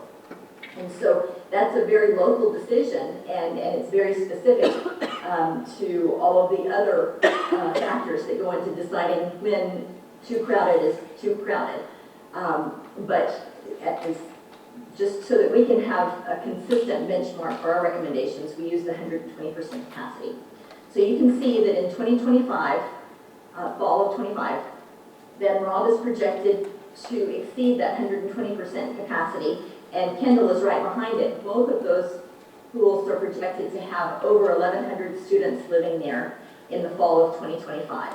And so that's the point that we say that's when you need to have elementary 8 open and on the ground and provide in a location that can pull students from both Kendall and Van Rob that can provide relief for that overcrowding. Now, so first of all, this is about this is about the same as we recommended last time after your rezoning. So the rezoning that just went into effect in order to better balance the utilization of the existing schools succeeded in that it postpones the need for elementary 8 by about 2 to 3 years. And so this is the same recommendation that we had at the end of that zoning process, that in about fall of 25, you might need to think about having elementary 8 coming online. Now, because of all of the uncertainty going on in the world with COVID and all of the factors that Justin has been talking about, it is important to consider the low growth scenario and how those might fit into this plan. And I can tell you that it really doesn't make that much difference. The low growth scenario, under the low growth scenario, Kendall and Van Rob both have about 100 fewer students in 2025 than the moderate growth scenario. So ultimately, under the low growth scenario, we might push the opening of elementary number 8 by 1 year or so to the fall of 2026. So I think it's important to understand that as you are planning for financial, the potential bond election, or when this long-range committee is meeting and discussing what to include in a potential bond election, that even if Bernie ends up falling under the low growth scenario, the need for elementary 8 is still going to be right on the heels of the moderate growth scenario. So the next question is not as important for right now, but it's important for us to keep it on your radar, and that's elementary number 9. And basically, the details that will happen with elementary number 8, the location, the timing, and the attendance zones that are drawn, will entirely dictate when elementary 9 is going to be needed. So I can't tell you exactly when you're going to need it, but just simple arithmetic for the numbers that you can see here suggests that it would be along the end of this projection period or beyond even.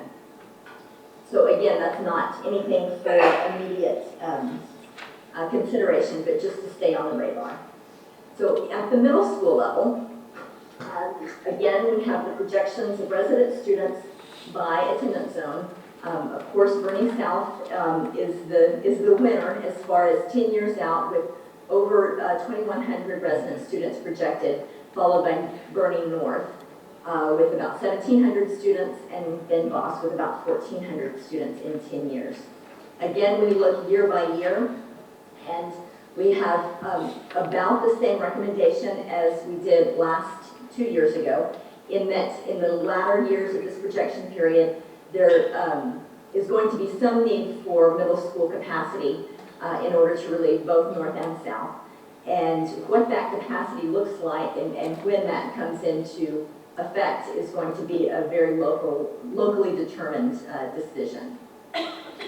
And finally, at the high school level, not surprisingly, the south part of the district contains the majority of the high growth hotspots. And so Champion is projected to exceed 4,400 students in 10 years, and Bernie High School about 2,600 students in 4 years. This is it's also, the timing is approximately the same as 2 years ago, with that 120% threshold hitting right about 2027 or so for Champion. Now overall, this is 1 year later, I think, than we projected last year as far as when that threshold is reached. But then at the end of this projection period, we have an uptick in high school students compared to the last study. and that all just has to do with how the students are migrating through, matriculating through the system.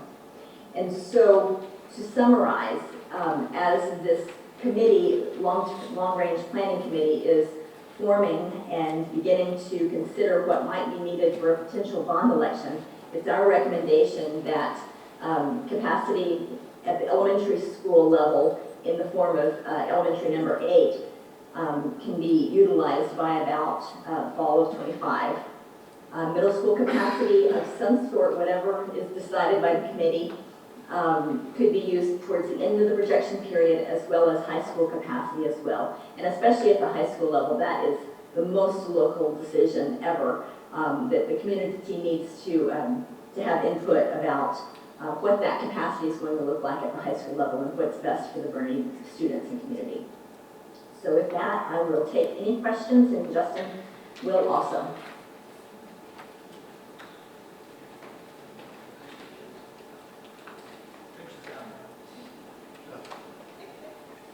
Yeah, I've got a few questions. You have, just in the same report from 2 years ago, you'll have the number of housing units, new housing units by planning unit, by the 86 planning units. You'll have that information for us? Yeah, exactly. Everything that was in our previous report, you'll be getting. Okay, thank you. And then the next question is, do you have an estimate of the number of students by the emerging subdivision? Because as you pointed out, some subdivisions engender a lot more kids. The reason I think it's too soon to tell in Cordillera East, the Springs, but that's less expensive than the original part of Cordillera, so that'll probably generate more kids. But, so do you have an estimate by subdivision of the number of new children each year? Yeah, so right now, what you'll find in chapter 3 of the report, you'll find the number of students living in every neighborhood and those ratios. So you'll find the current students. The projected students are going to be, you'll have an entire housing projection chart. That's in chapter 2. You're familiar with that. Yeah.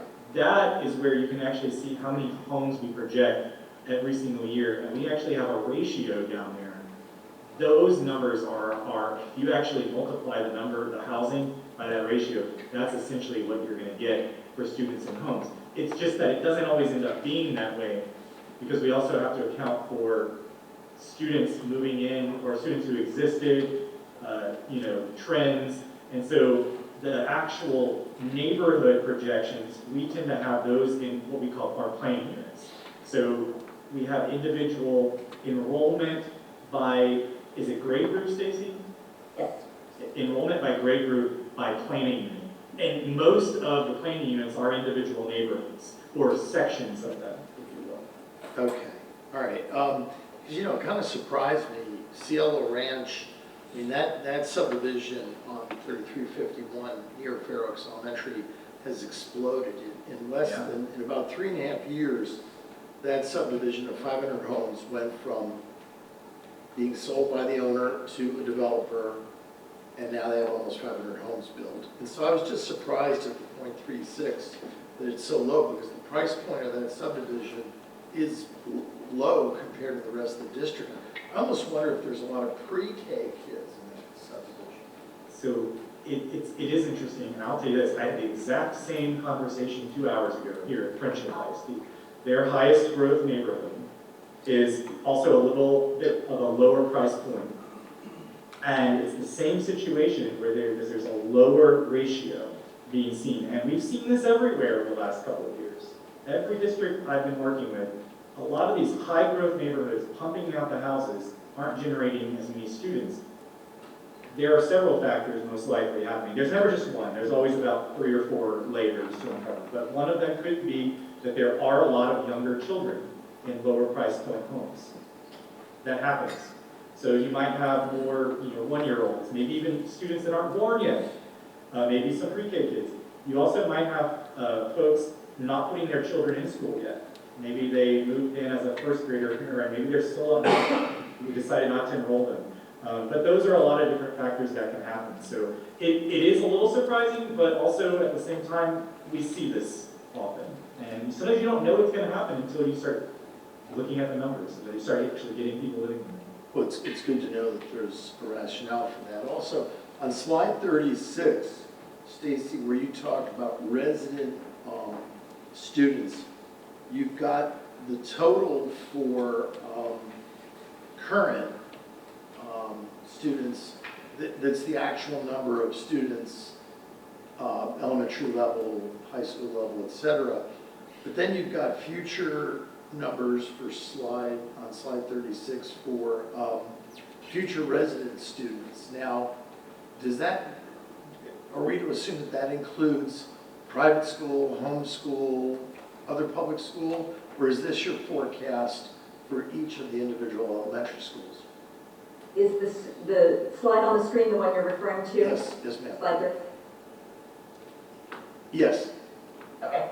Then this is just Bernie ISD students. This is not private schools or homeschool students. Gotcha, okay. So it doesn't include any transfers in we get from other districts. Okay, this is just kids you expect to be in Bernie ISD.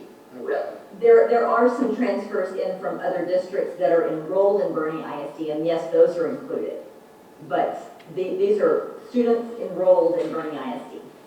Okay, and just one more point. You know, the term moderate growth, fast growth, that's a relative term, and you probably use standardized terms for all your clients. But when I see the projected growth, which is viewed as moderate growth, it shows us doubling in 10 years, which is the same increase ratio from 2 years ago. 2 years ago, we were going to double, and we're still going to double.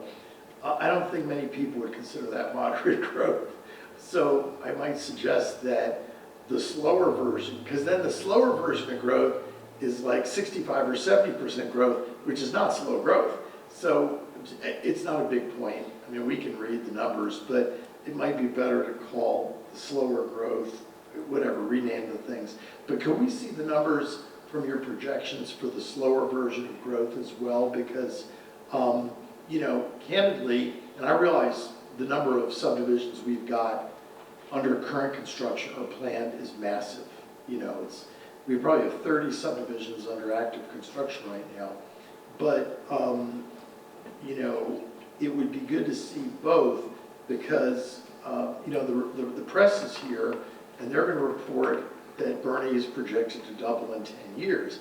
But if for whatever reason we were closer to that slower version of the growth, we're only going to go up 70%. And it might be good to communicate to the folks in the community that there's different potential levels of growth.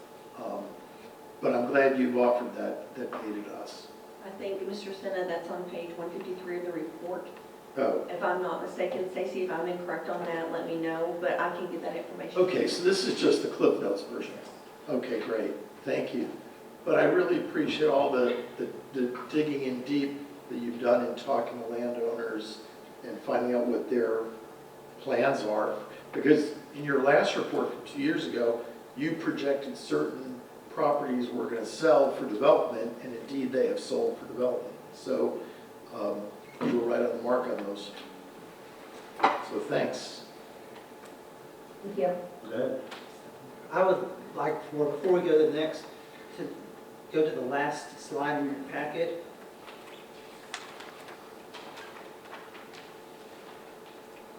And it's a great report, but nothing that really surprised us as we were going through it. If you look at that, that's pretty much what we were thinking. The big rocks as we go through, you know, if everything goes correctly with the next bond, the elementary, we think in 24, so that'll be right on spot. High school, we thought probably the next bond, and middle school after that, the next bond after that. But some of the big things we've talked about is some extensions to some of our buildings to get us to that point. And you can see the needs and the possibility of where we could be with some of our campuses. So this is going to help us in the long-range planning so that we can kind of reassure people that are on that team that we're going in the right direction, but also help them kind of figure out phase 1, phase 2, phase 3 as we go through this. thank you, Stacy and Justin, for joining us tonight from afar. Thanks. Thank you very much. It's been our pleasure. Thank you. Okay, Ms. Flores? Would you like to come up?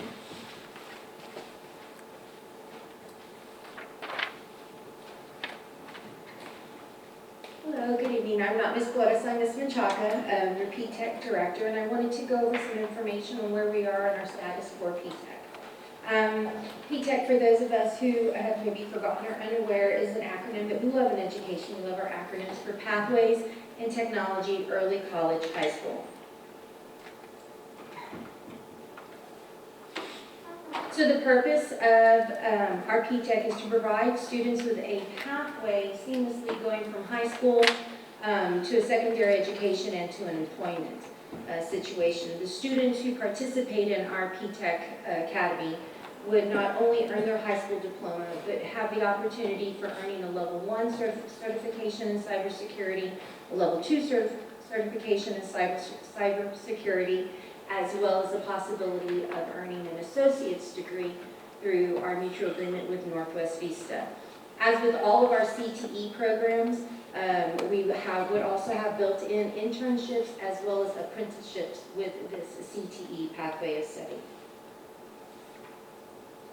Where we are currently, and this started as of Friday, we are in the recruitment mode today. This afternoon, rather, I was at Voss Middle School speaking to the students about the P-TECH Academy.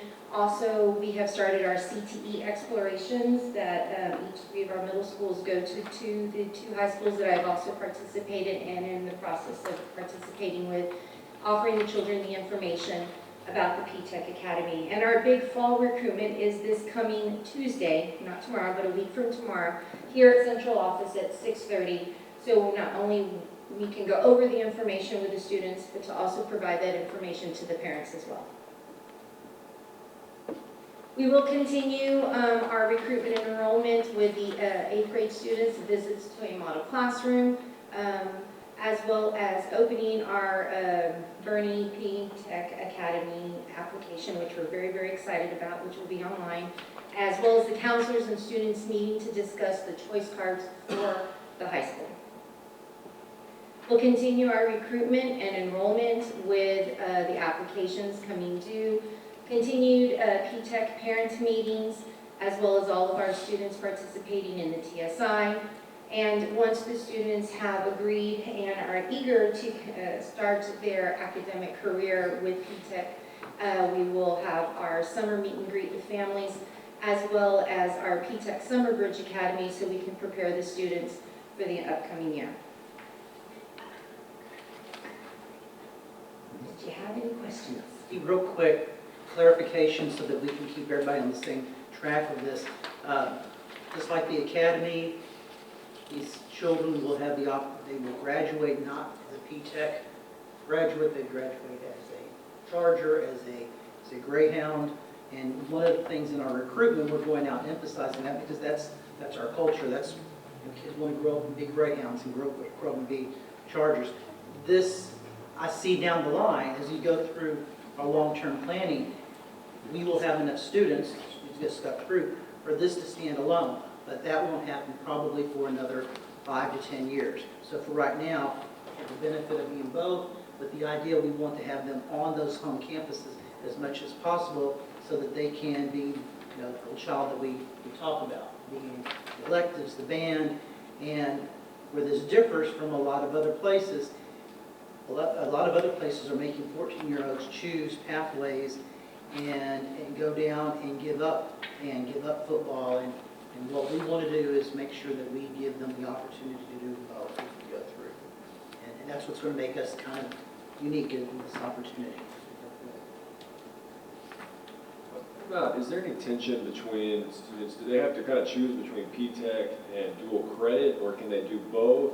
Or is it kind of a mixture between the two? It's really a both of our opportunities. That's why as we go through, we start expanding, every place that this has been implemented, it really catches fire, not only for the kids in this unique pathway, but kids on the fringe, because you're bringing in opportunities with people who can teach more and offer more dual credit. So we're going to let them cheat into some of these classrooms so that we can benefit all of our students in it. So there's some overlap there. Some of the P-Tech classes are dual credit. Yes. You can still get 30, 40 hours potentially with college credit. Now, all the P-Tech classes, not all, most of the P-Tech classes are college bearing. So when you go, even though part of a lot of times when you say CTE, there's the idea that that's not college bearing. But everything in these kids will graduate 60 hours, the first 2 years. And what can you tell me about the application process? Currently, the application process we're still building, but what we're very excited about is that it is, as Dr. Price mentioned, open to all of our students, our incoming ninth graders.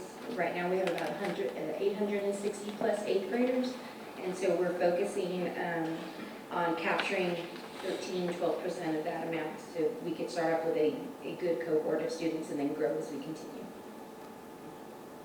What the state of Texas has always said with this is you need 100 students per grade to really pay for itself as you go through.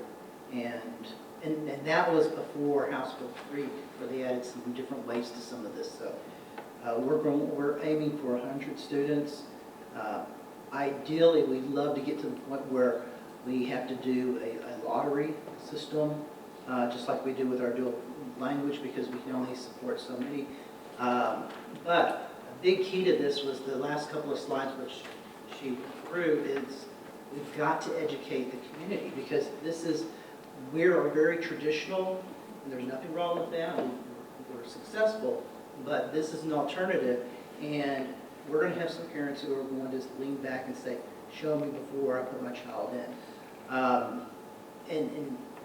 And we've got to be able to be out there and answer the questions, show them PowerPoints, and it's going to be an exciting time. But it's also, we've had trouble in this line of education, like coding and our technology, that children, we've got to convince them to be interested, and that they will. It's a great pathway and very much needed in the San Antonio area. I don't have any questions other than a comment that I'm really excited that we're going down this road. You know, we think about choices for high school students, and this just expands their choices. And I just think it's a great thing. And meets the market demand. Absolutely. I have one question. So you're meeting with the eighth graders I have an eighth grader, so this is important to me. You're meeting with the students first, and then the central office is for the parents that are interested? Yes. Okay. And parents, any other family members who would like to come, but we are sparking that interest first with the children, and then inviting you to come next Tuesday, 6:30, central office. The eighth grade is through those classes that they have. Yes, sir. It's through the career pathway exploration classes. So it's a natural pathway for them to go in. But we also realize we're going to have to do multiple meetings. It's not going to be one time. Now, when we get down the line, when people understand what BTEC is, I think one shot does it all. But as we're educating the community and getting people to understand what we're asking them to do, it's a lot of information going out. Any other questions? Thank you, Ms. Machaka. Thank you very much. And I gave you the wrong information on the update. I told you it was going to be at Champion High School, and you can see it's going to be here at Central Office. Good evening, Madam President, members of the board, and Dr. Price. Tonight I'll be presenting our district's beginning of year data in the areas of reading and math. This information I'll be sharing with you ties directly to our scorecard under our goals for student success. I will start with reading language arts, early childhood. House Bill 3, which was enacted in 2019, requires a common approach to diagnostics. Therefore, TA has designated a common tool for all districts to use, and it's called CLI Engage. In the provision of high-quality full-day pre-K for 4-year-old students, districts must collect data regarding student progress in 5 areas: language and communication, reading literacy, writing literacy, mathematics, and health and wellness.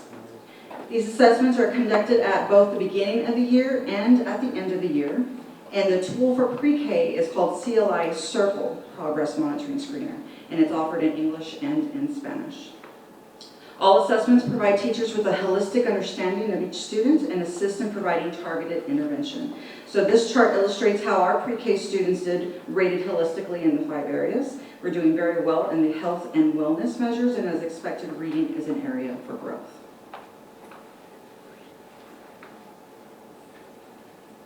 Also in House Bill 3, districts and open enrollment charters must conduct a beginning of year reading screener for students in K through 2. Bernie ISD has selected M-Class DIBELS, which stands for Dynamic Indicators of Basic Early Literacy Skills, for English, and M-Class IDEL for Spanish. DIBELS and IDEL are a set of procedures and measures for assessing the acquisition of literacy. And these are designed to be short, 1-minute quick assessments that the teachers use with the students that can be used to test for early reading skills. These assessments are aligned strictly to the science of teaching reading and the essentials of phonemic awareness, phonics, fluency, comprehension, and vocabulary. In addition to the assessment tools, M-Class DIBELS and IDEL provide recommendations for teacher intervention lessons and tools based on student data and needs. So if you look at this chart, the blue and green shades represent the number and the percentage of students who are on track to be on track on reading levels at the end of the year. The yellow and red show the percentage of students below benchmark and that would require strategic and intensive small group intervention throughout the year.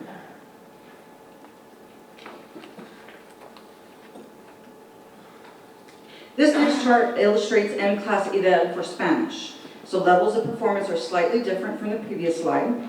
The green and yellow represent whole group and small group intervention needs. The red indicates a more intensive approach to ensure students are on track, again, by the end of the year. And there we have it split up between K1 and 2.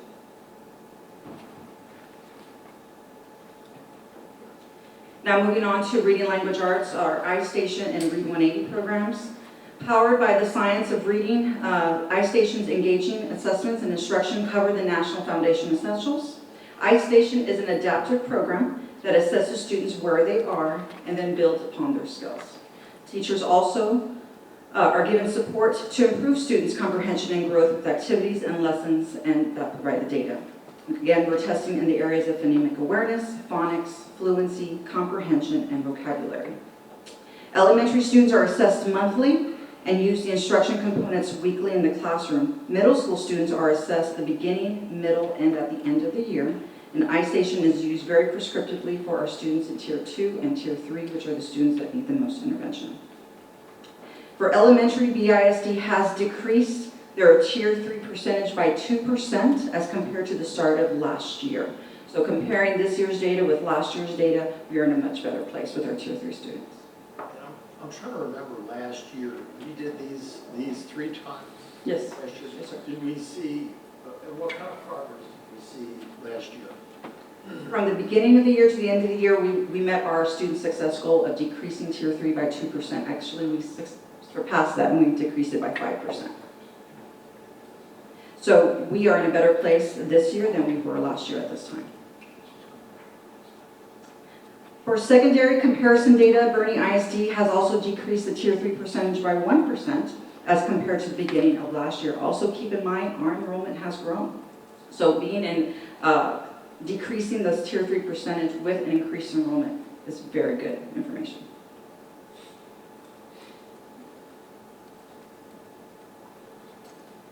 Read 180 Universal is a blended reading intervention program that provides individualized instruction for students who are 2 or more grade levels behind in reading proficiency. Here at Bernie ISD, we have currently 123 students from grades 8 through 12 that are enrolled in this Read 180 class, where 64% of those students have tested below the basic level. The next slide takes those 123 students, and so thus far, 17 of those students have been screened via the phonics inventory in Systems 44. So these students will proceed through this program with structured intervention. So these are our students with the most deficiencies. Transitioning now to mathematics, we use Imagine Math as our assessment tool. Imagine Math has a nationally normed assessment that is given to all students K through 8, 3 times a year. The performance level cut scores are very comparable to STAR performance levels. So that's why you see did not meets, approaches, meets, and masters. Imagine Math is also an adaptive program that assesses students where they are and helps in building their skills, placing them on an individualized pathway to close the gaps. This year's beginning of year data, as a district, we have 53.7% at did not meet, but as compared to data from this point last year, we've lowered that percentage by 10%, which is excellent, excellent news. Okay, so a year ago, we were at 63%. Yes, sir, 63.5. But this is where they should be year end. Because, I mean, 53% doesn't sound very good, but the numbers get better as the year goes along. Right, remember each year the student goes to the next grade level. Right. And so I'm just trying to understand, when we say they did not meet, we're at the beginning of the year, so they didn't meet where they should be at the end of this year, correct? Yes, that's correct. Well, they have 7 months to go to learn this. Absolutely. Okay, so. So whereas we saw a 10% decrease in the did not meets, of course, we saw a 10% increase in the approaches, meets, and masters percentages across. Gotcha. That's very good. Thanks.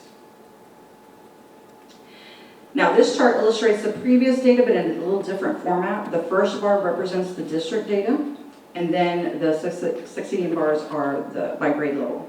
Students in kinder often show lower scores as they become acclimated to online assessment. Of course, it's the first time they get on the online tool, so some of the functionality, can attribute to their lower scores. When students transition to 3rd and 4th grade, they do move into a different kind of platform, and it's much more problem word-based and requiring more initiative. So that's why you see a little bit of an increase in the red there for 3rd and 4th grade, but then it levels out. And I'm very proud of our 8th graders because that percentage is extremely, much better than it was last year. So how do we use this data? All this data is, of course, parents have access to the progress monitoring reports. We use the data to create target groups for interventions, and of course the teachers use it specifically in class to address learning gaps and concepts and skills. Any questions? Just one, and it sounds like since our numbers compared to a year ago are a lot better than they were, it sounds like last year was a pretty good catch-up year. Okay, so that our district did a good job relatively to, I guess, to the rest of the state in catching our kids up. And that should hopefully prove the same again this year. We're seeing the same trends in all of our tools. If you look at STAR, if you look at our progress monitoring tools, we're seeing the same kind of trend. Thank you. Thank you. Thank you so much. So,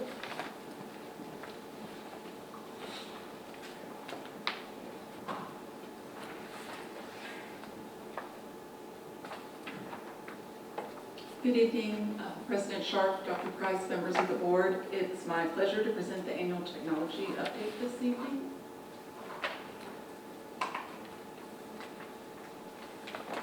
All of the services and support that this department provides ties directly to the Bernie BISD scorecard. This is the current organization of the technology department. We are structured into 2 major functions, technical support and data services.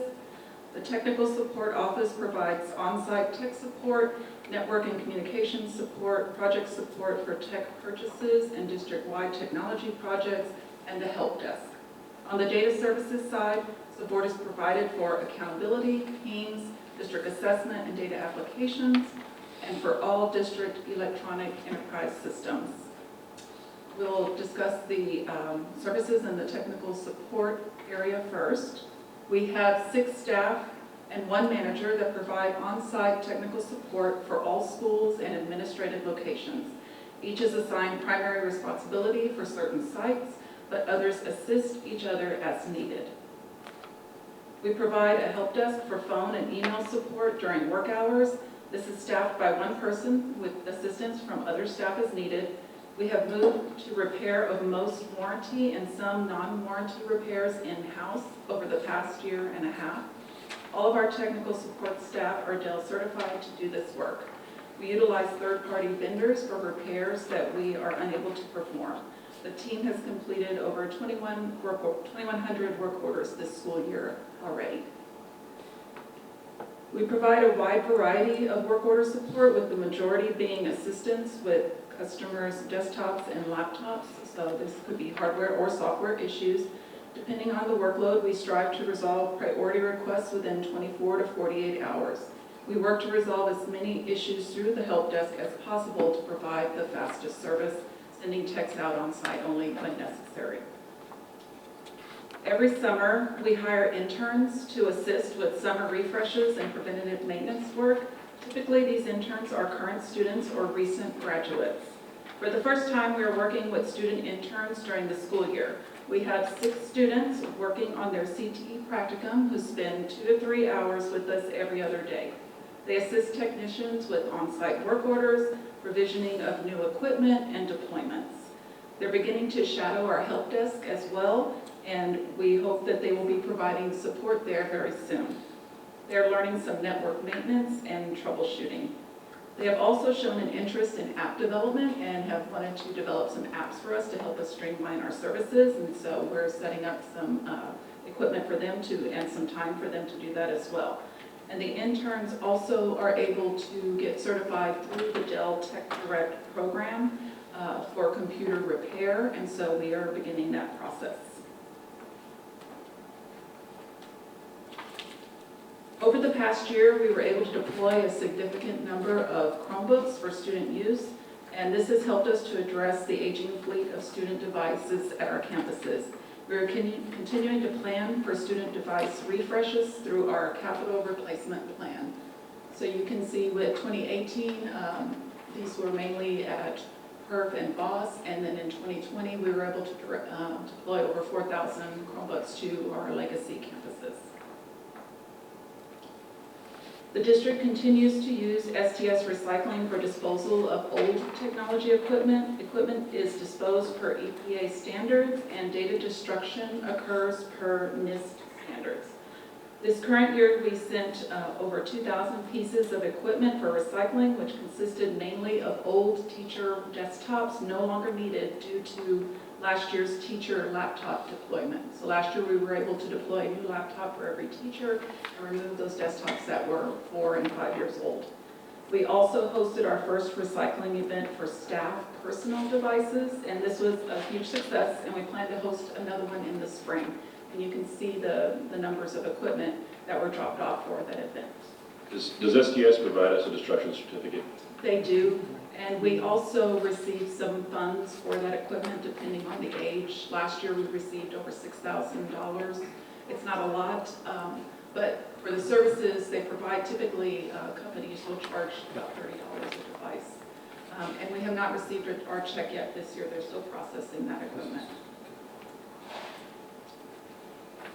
We are continuing our work to secure the district network and prevent malicious attacks. We have implemented the majority of the recommendations from our last network assessment this past spring. Many of those are listed here. We've implemented complex usernames, more complex passwords. We've upgraded our wireless security and expanded our multi-factor authentication. We will be conducting a follow-up assessment this November, which is 6 months after our last one, per the recommendation of our last assessment, and then annually after that. This year, we were faced with much more stringent requirements for cybersecurity insurance, and this was true for all organizations, not just school districts, but across the nation. We are happy to report that we were able to meet the requirements and renew our policy for this year. On the data services side, in our student information systems department, they continue to refine our data entry and review processes. A year-long Teams calendar is maintained and followed with regular data reviews that include principals, directors, and coordinators. Training is also provided on a routine basis. This year, we're scheduled for a PEAMS program review. The last review was conducted in 2017-2018 by DRB Education Solutions. We'll be utilizing the same consulting firm, and the review will begin in February of next year. The assessment department provides oversight for district interim and state testing. The schedule for student assessments for the 21-22 school year is currently being followed by all campuses, and you can see the large number of tests that are administered here on this schedule. This year, the state has changed to a new online testing vendor. We are transitioning from ETS to Cambium, and training is being conducted and supports are in place for interfacing with this new testing environment. Through HB 3906, all school districts are required to move towards full online testing by the 22-23 school year. This year, all campuses and all grades will be testing online, with some exceptions made to support special needs. We are experiencing many benefits because of online testing, including testing over a longer period of time with instant access to results.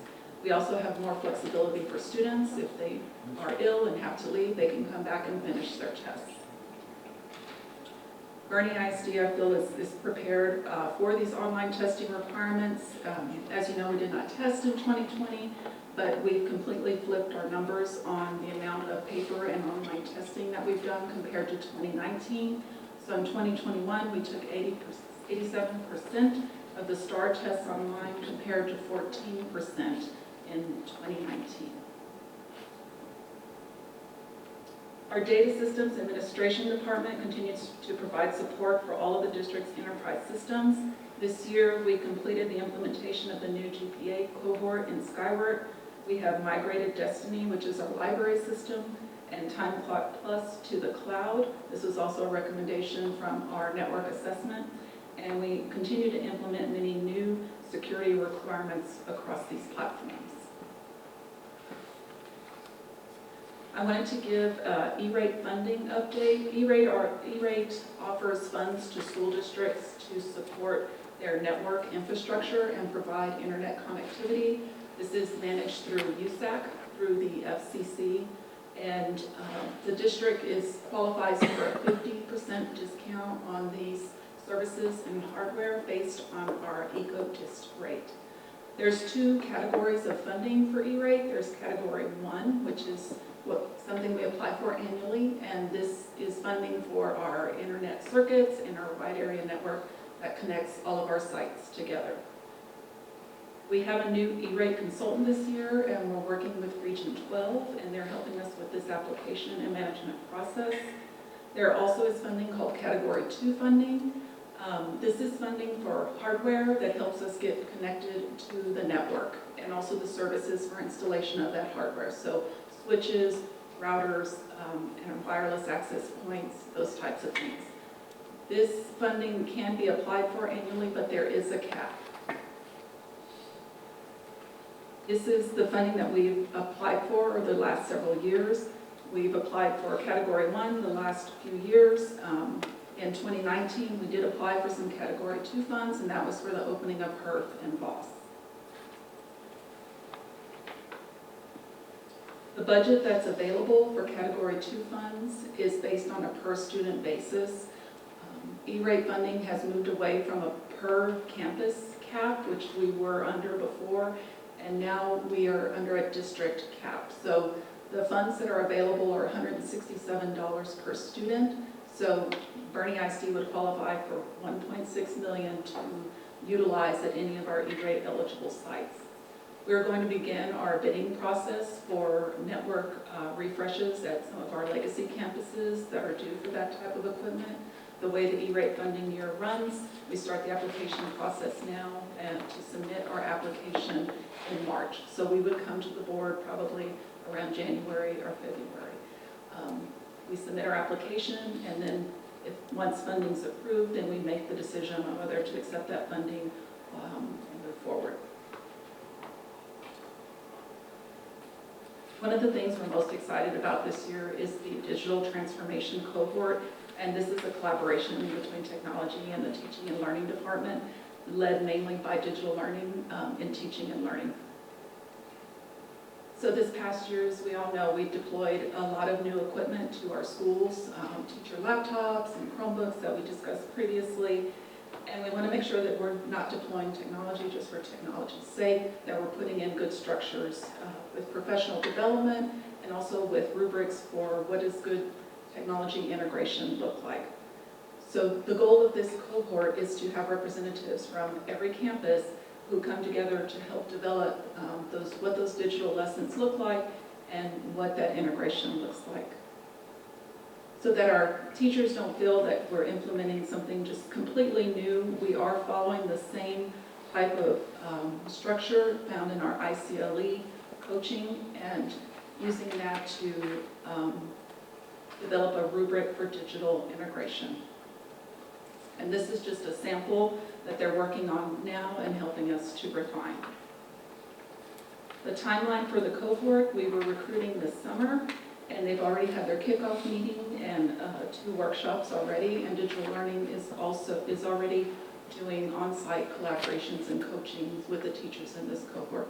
We have representation from every campus, and I believe we have 17 members as part of this cohort, with the culmination being a showcase later this year, and then we will kick off our second cohort. And that concludes my update. If you have any questions.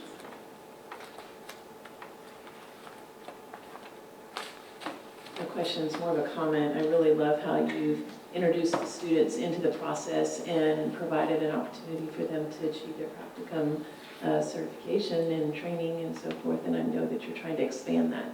And we've been wanting to do that for a long time, so it's nice to see that it's actually happening.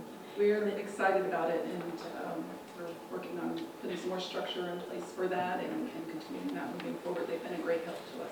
It's wonderful. And then your springs recycling, so that's for teachers? It's for all staff, all Bernie ISD staff, and we are in discussions to see if that's something we can open up further outside of Bernie ISD. That was my next question, thank you.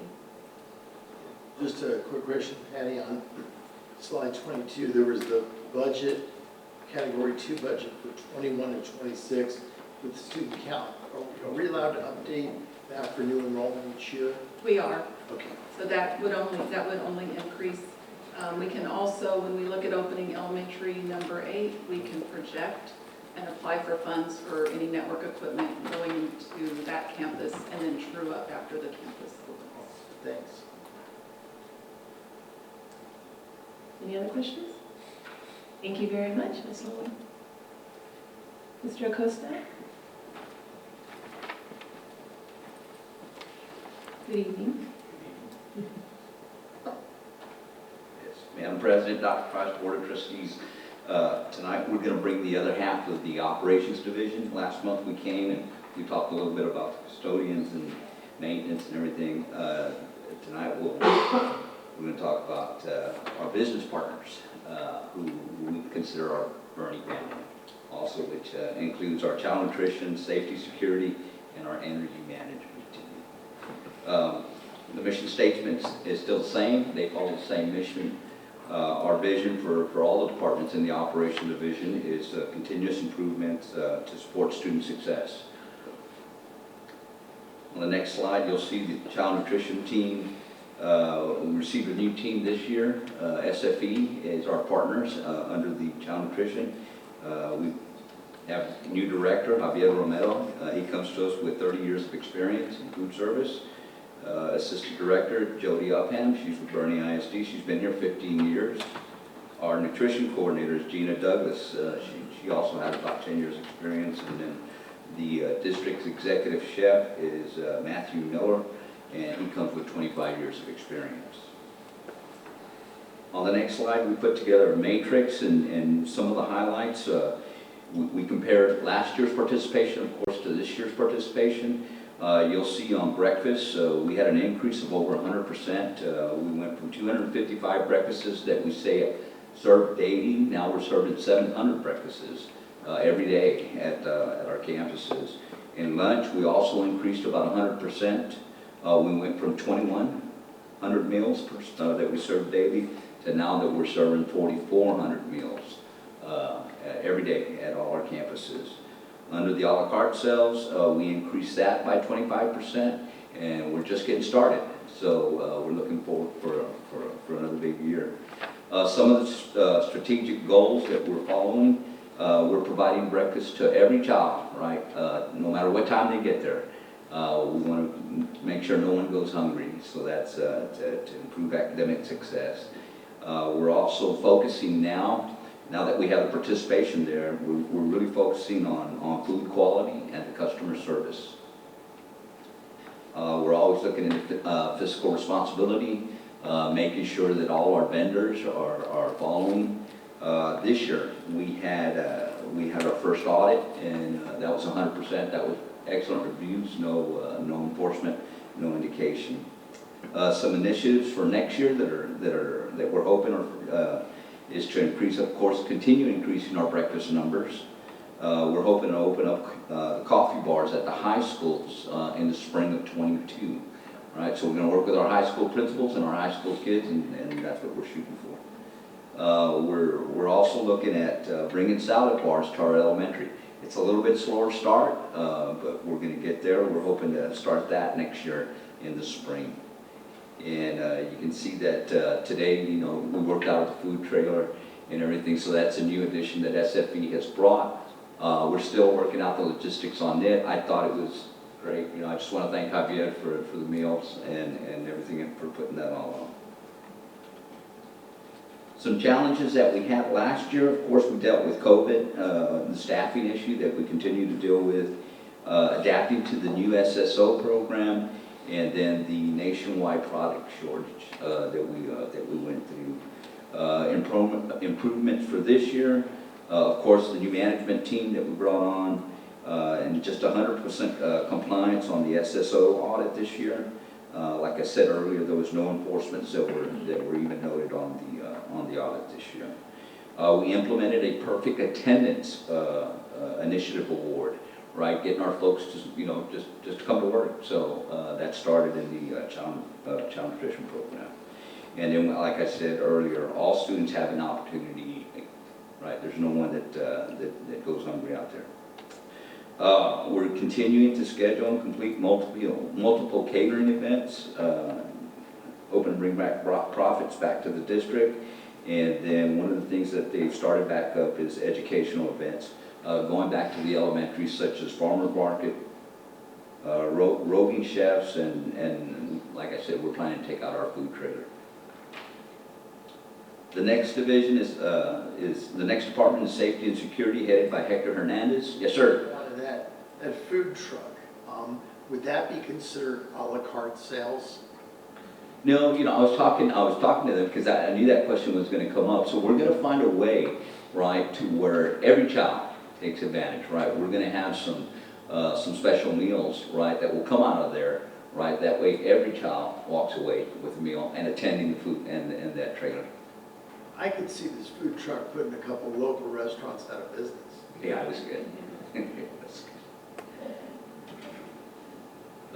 So you'll see on here on the safety security, you'll see a bunch of familiar faces. And last week, of course, it was first responders. We want to recognize the folks and the SROs that work for us. They do a great job. They're they're just part of the Bernie family, so I just can't say enough about them. Their duties and responsibilities, of course, consist of traffic control, patrolling campuses throughout the day, responding to various calls, student drug testing. That's another thing that Hector and his group has taken on. Security support for our homecoming parades. Every year they're out there, and every year they're keeping us safe. In addition, SROs support the campuses with career days, and of course they as guest speakers. And as part of their mission, the SROs add to the whole child development of social, physical, and emotional well-being for our students. So this is different from any type of typical reactionary use of law enforcement, and of course creates a positive interaction with students and staff. Some of the initiatives under our safety and security, of course, the camera projects have been completed. All the building alarms are online. District properties have been secured with fencing and gates. The wrapper system and visitor emergency management system has rolled out and is successful. All the panic buttons installed throughout the district to instantly inform the campus and law enforcement of an emergency. And we lived through that, so that works. Emergency response online training to the ALICE. I did find the definition for that acronym, and that's alert, lockdown, inform, counter, and evacuate. That's the ALICE training that we all took. Some future security initiatives for safety and security. Hector and his group are looking at outdoor emergency strobe lights to indicate an active emergency in the building. They're looking at upgrading and expanding on older security measures with some of our legacy campuses, and then bringing ALICE into all the classrooms.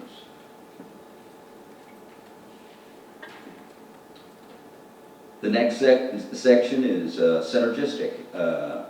And this is our energy conservation program.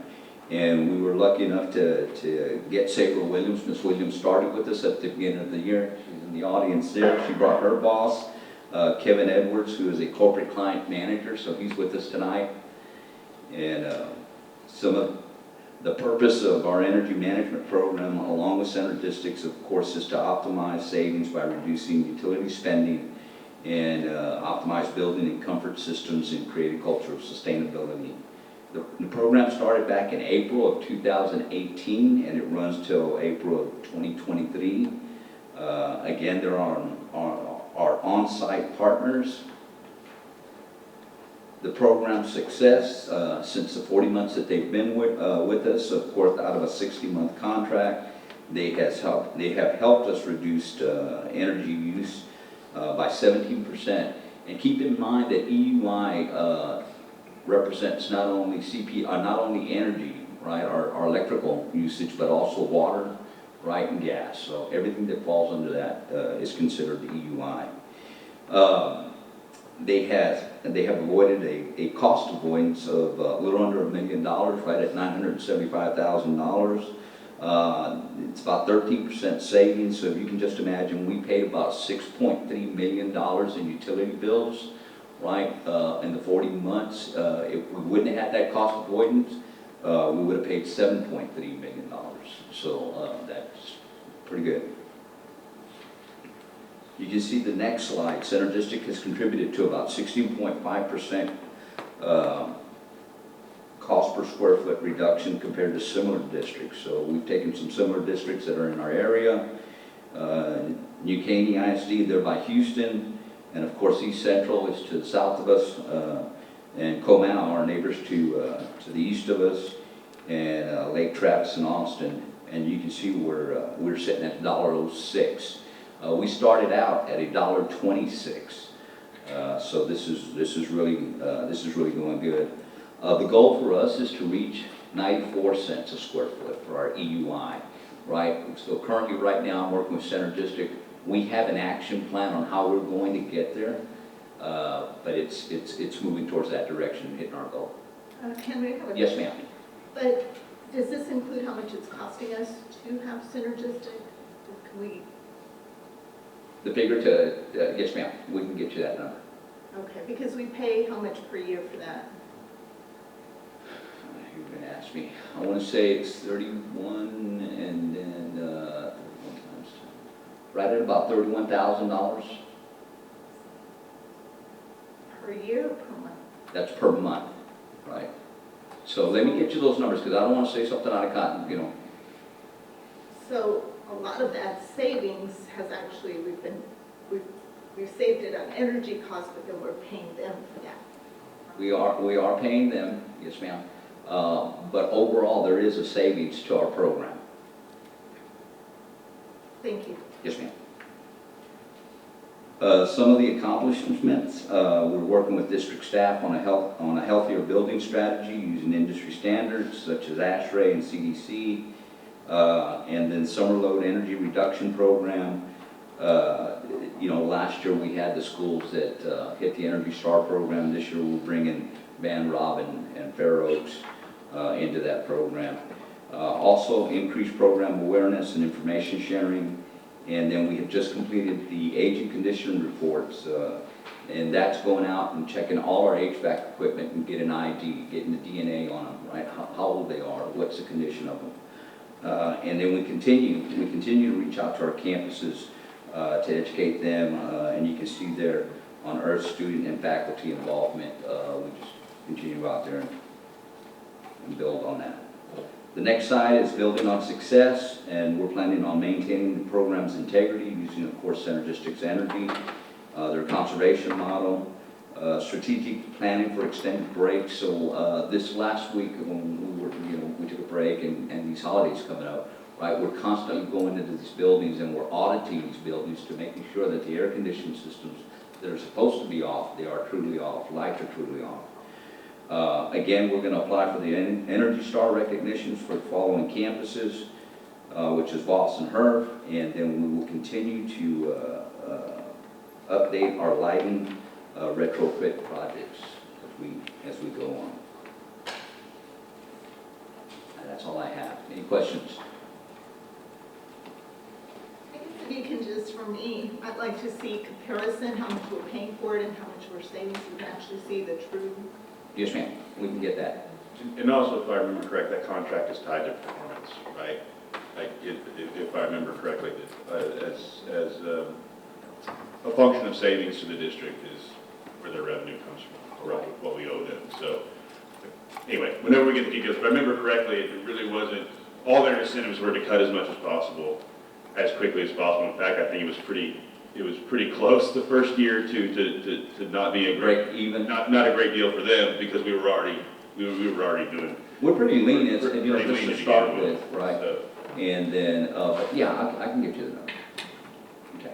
Is the way that we're saving the money, you know, close to $1 million there, is that stuff that when the contract's over, is that stuff we can continue to utilize and carry forward just based on knowledge in the district at that point? Well, we're going to be required to have an energy management program of some sort, right? And one of the things that I think that Center District does, and they do it very well, right? We have an HVAC program, right? They focus on comfort, right? On keeping the schools comfort and everything. Center District's main focus, right, is on just energy savings, right? And making sure things are off, making sure lights are off, making sure we have the proper settings. And that's all their focus is. And we can carry that forward. We can carry forward, yes, sir. Yeah. Henry, on the child nutrition, I'm amazed at the number of meals that we're serving and the increase from last year. That's great. Obviously, we took a hit with COVID last year and the population being down and you know what that cost us in that contract. Do we know USDA is paying for it this year? I get that. Yes, sir. Do we know kind of, are we at the numbers now where we're going to be a net positive or at least not negative as we move forward? I'm gonna look at Wes on this one. I want to say yes, we're in the black already, but I want to defer to Wes. We're trending that way towards positive. So no, the numbers are great. The only question I have is, like, our technology team has incorporated the students into the learning possibilities within her curriculum and technology. Are you doing that for culinary arts? You know, one of the things I'm working with is I'm trying to work with Bill and Shane, right? And one of the things that's hurting us is on the licensed trades. But this is another area, the culinary arts, right? And how we can use students there. So I'm really seeing, you know, our first thing was just getting the participation there. Right now we have good problems, right? Now we're like, okay, let's serve kids and everything. Now let's tap into where can we get those resources. Thank you. Thank you very much. Okay, Mr. Scott, are you ready for our first public hearing?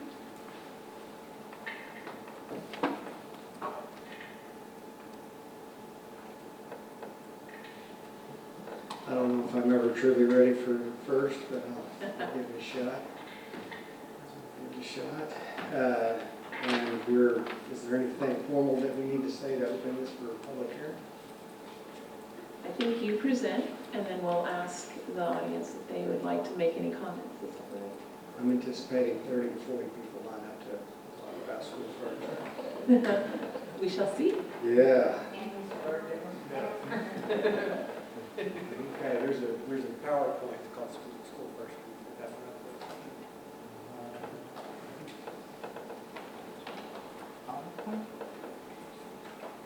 What is it called?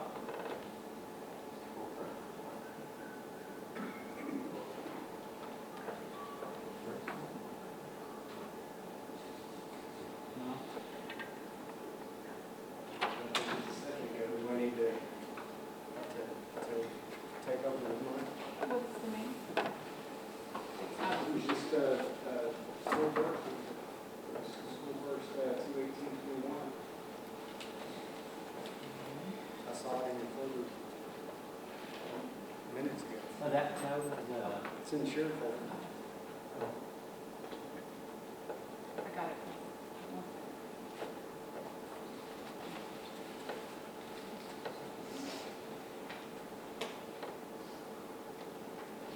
While we're waiting for this wonderful PowerPoint, look at there.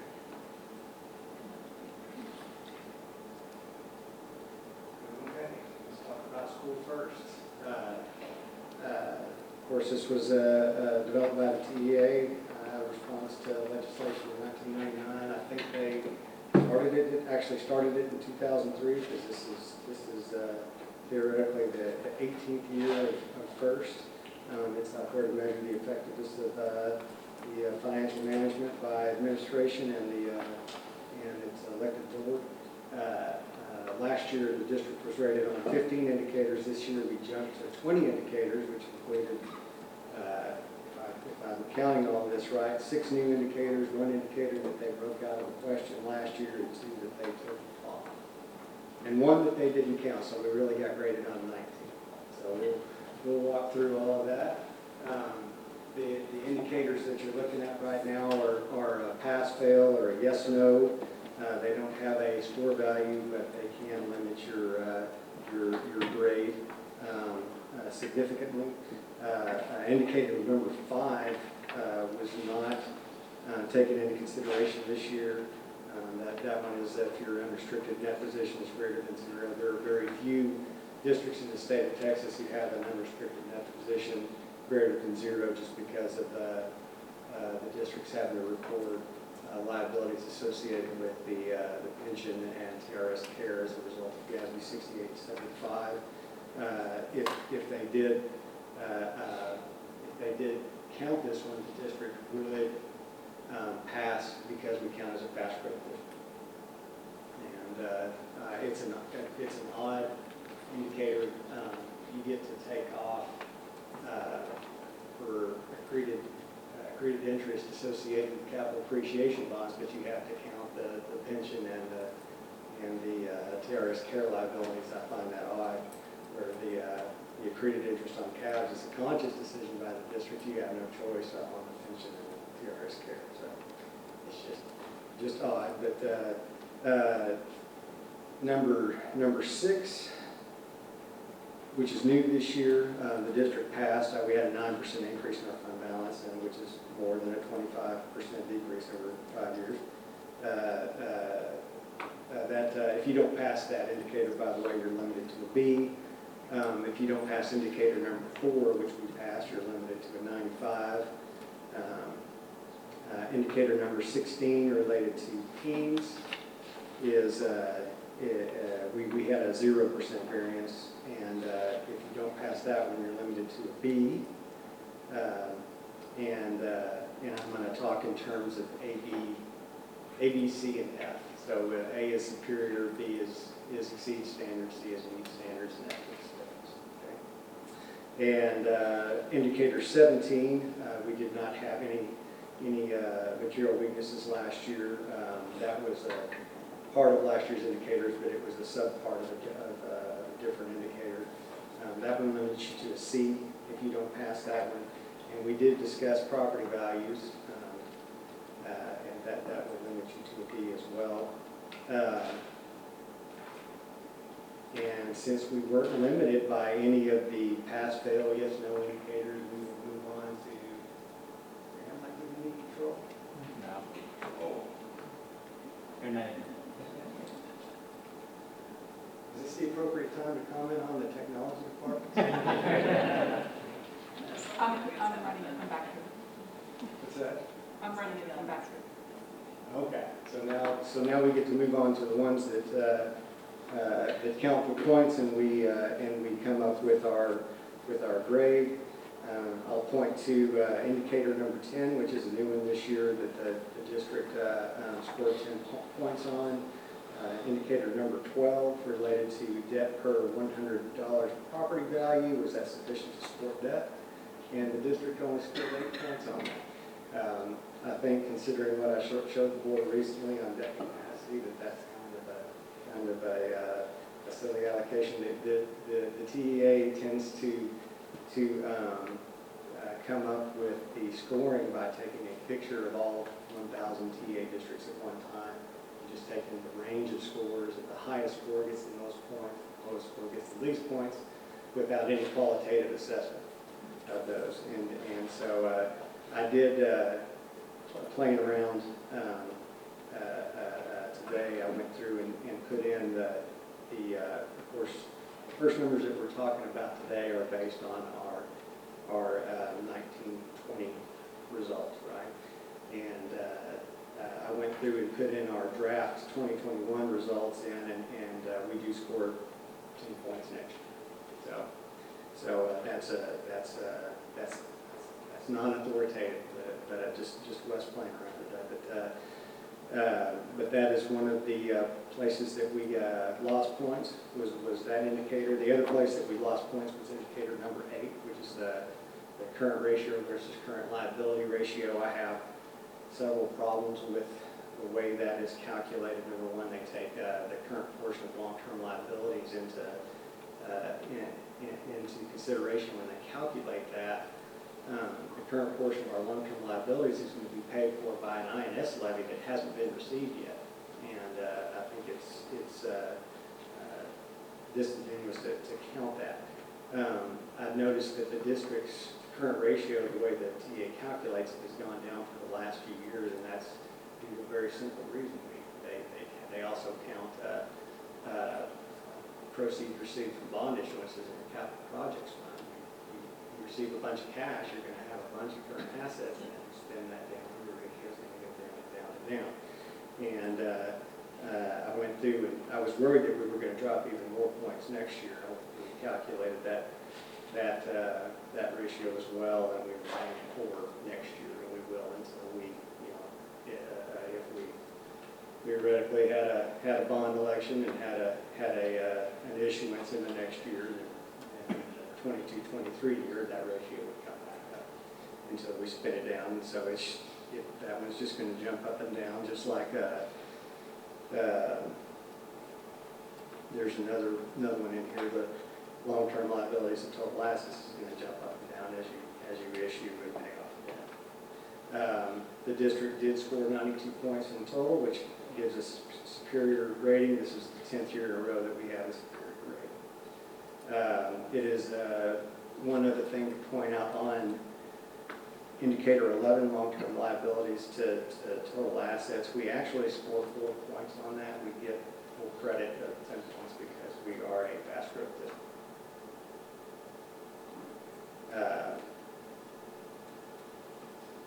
The indicators 15 and 19 are, that's the maximum that you can get on those is 5 points.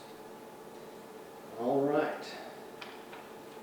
We're required in our school first report to report reimbursements to the superintendent and the board. These are for travel expenses. This is actually a little bit low to what you would see in normal years. During COVID year, we didn't travel very much. We're also required to disclose a number of other items.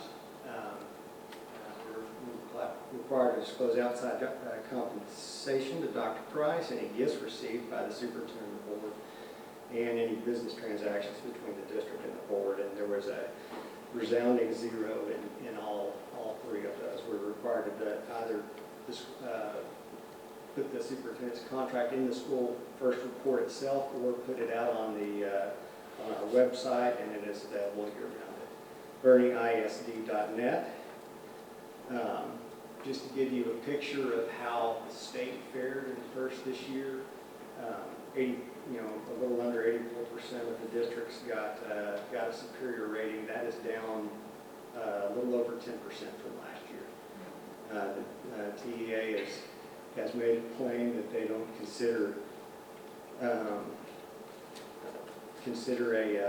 rating system that gains over 90% of the district's superior rating. They don't consider that to be valid. So they are effectively creating a bell curve. They're going to make it harder and harder year after year until that bell curve is in place. I guess I'll say,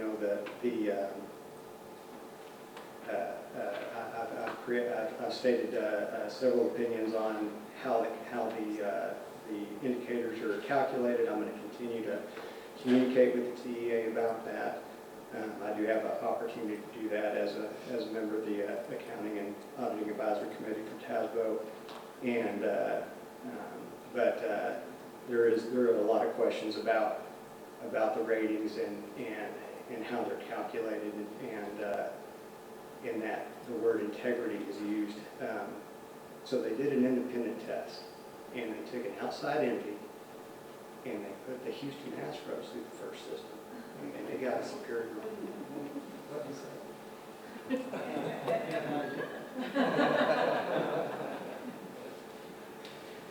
Are there any comments or questions from the board? Or maybe I'll stop talking and let you go into public hearing. So I think I'll go ahead and let us go into public hearing. It is 9:10. Is there anyone in the audience that has a comment? Okay, hearing none, I'll bring us out of our public hearing at 9:10. And I just want to make a comment. I appreciate the fact that the superior rating still concerns you, and you have issues with some of these other evaluation pieces of this. So, but thank you. It's nice to know that we've had a superior rating for the 10th year in a row. So thank you. Anybody else? Yeah, Wes, I was going to say, thank you for the presentation, but also thanks for forward-looking and plugging current audit numbers in there to kind of project that. Obviously, if they're grading on a bell curve, that can change. Yes. But it's good to know that comparing apples and apples. So. Absolutely. Absolutely. I do want to emphasize that the last criteria we should use making decisions for the district is how it affects our school. But we'll try to keep it as good as we can. All right, so you have some action for us? I am all about action. And the results of operations financially for the district for the period July 1 through September 30th has been provided to the district. Operationally through September, there's not a heck of a lot happening. The things really pick up in October from a tax collection perspective. We've been getting a good crisp 7-figure-a-day number in October in collections, which is good. Everybody's taking advantage of that October discount. But for September, the most significant thing I want to talk about is the budget amendment. I've made several proposed changes to the general fund and the child nutrition fund.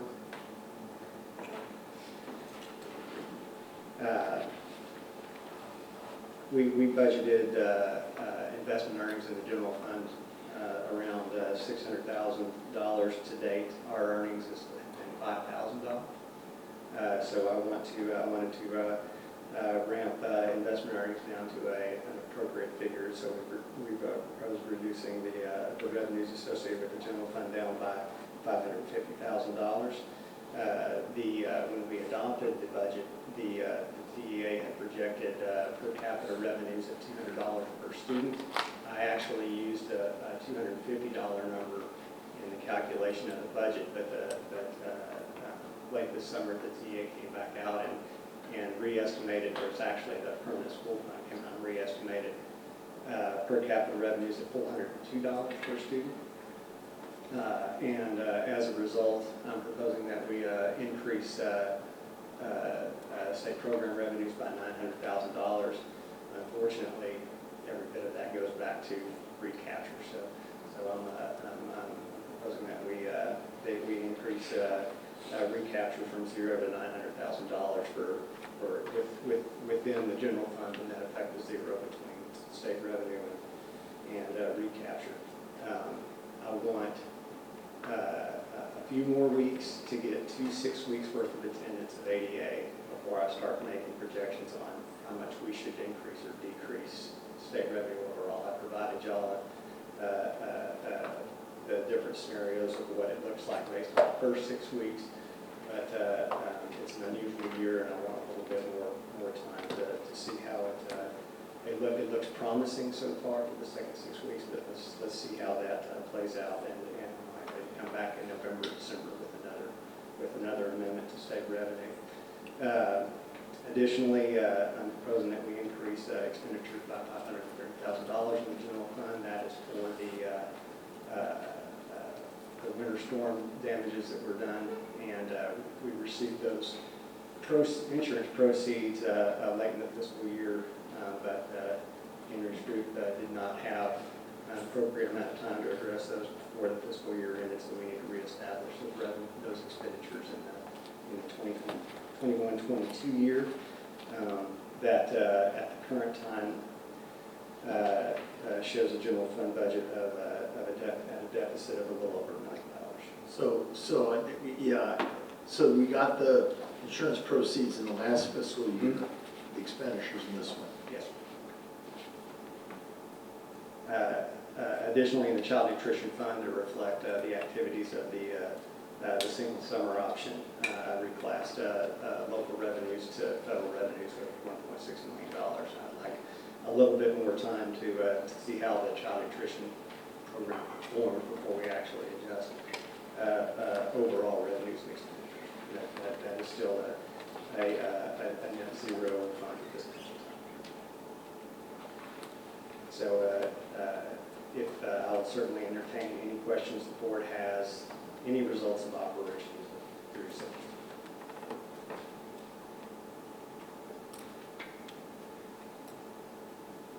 Do they have a motion? I move to approve the budget amendments, donation report, and tax collection report as presented. Second. A motion, I have a second. Any discussion? Hearing none. Those in favor of the motion, please say aye. Those opposed, please say nay. Motion passes 7-0. Thank you very much. Good evening. Next, future business items. November 15th is our next meeting. We'll discuss pre-K and early child program, AVID report, and then review district financial audit for approval. Do I have a motion to adjourn our meeting? A motion, I have a second. All those in favor, please say aye. Aye. Meeting adjourned. Thank you very much. Thank you all. Have a wonderful evening. Stay warm. It feels like it's a little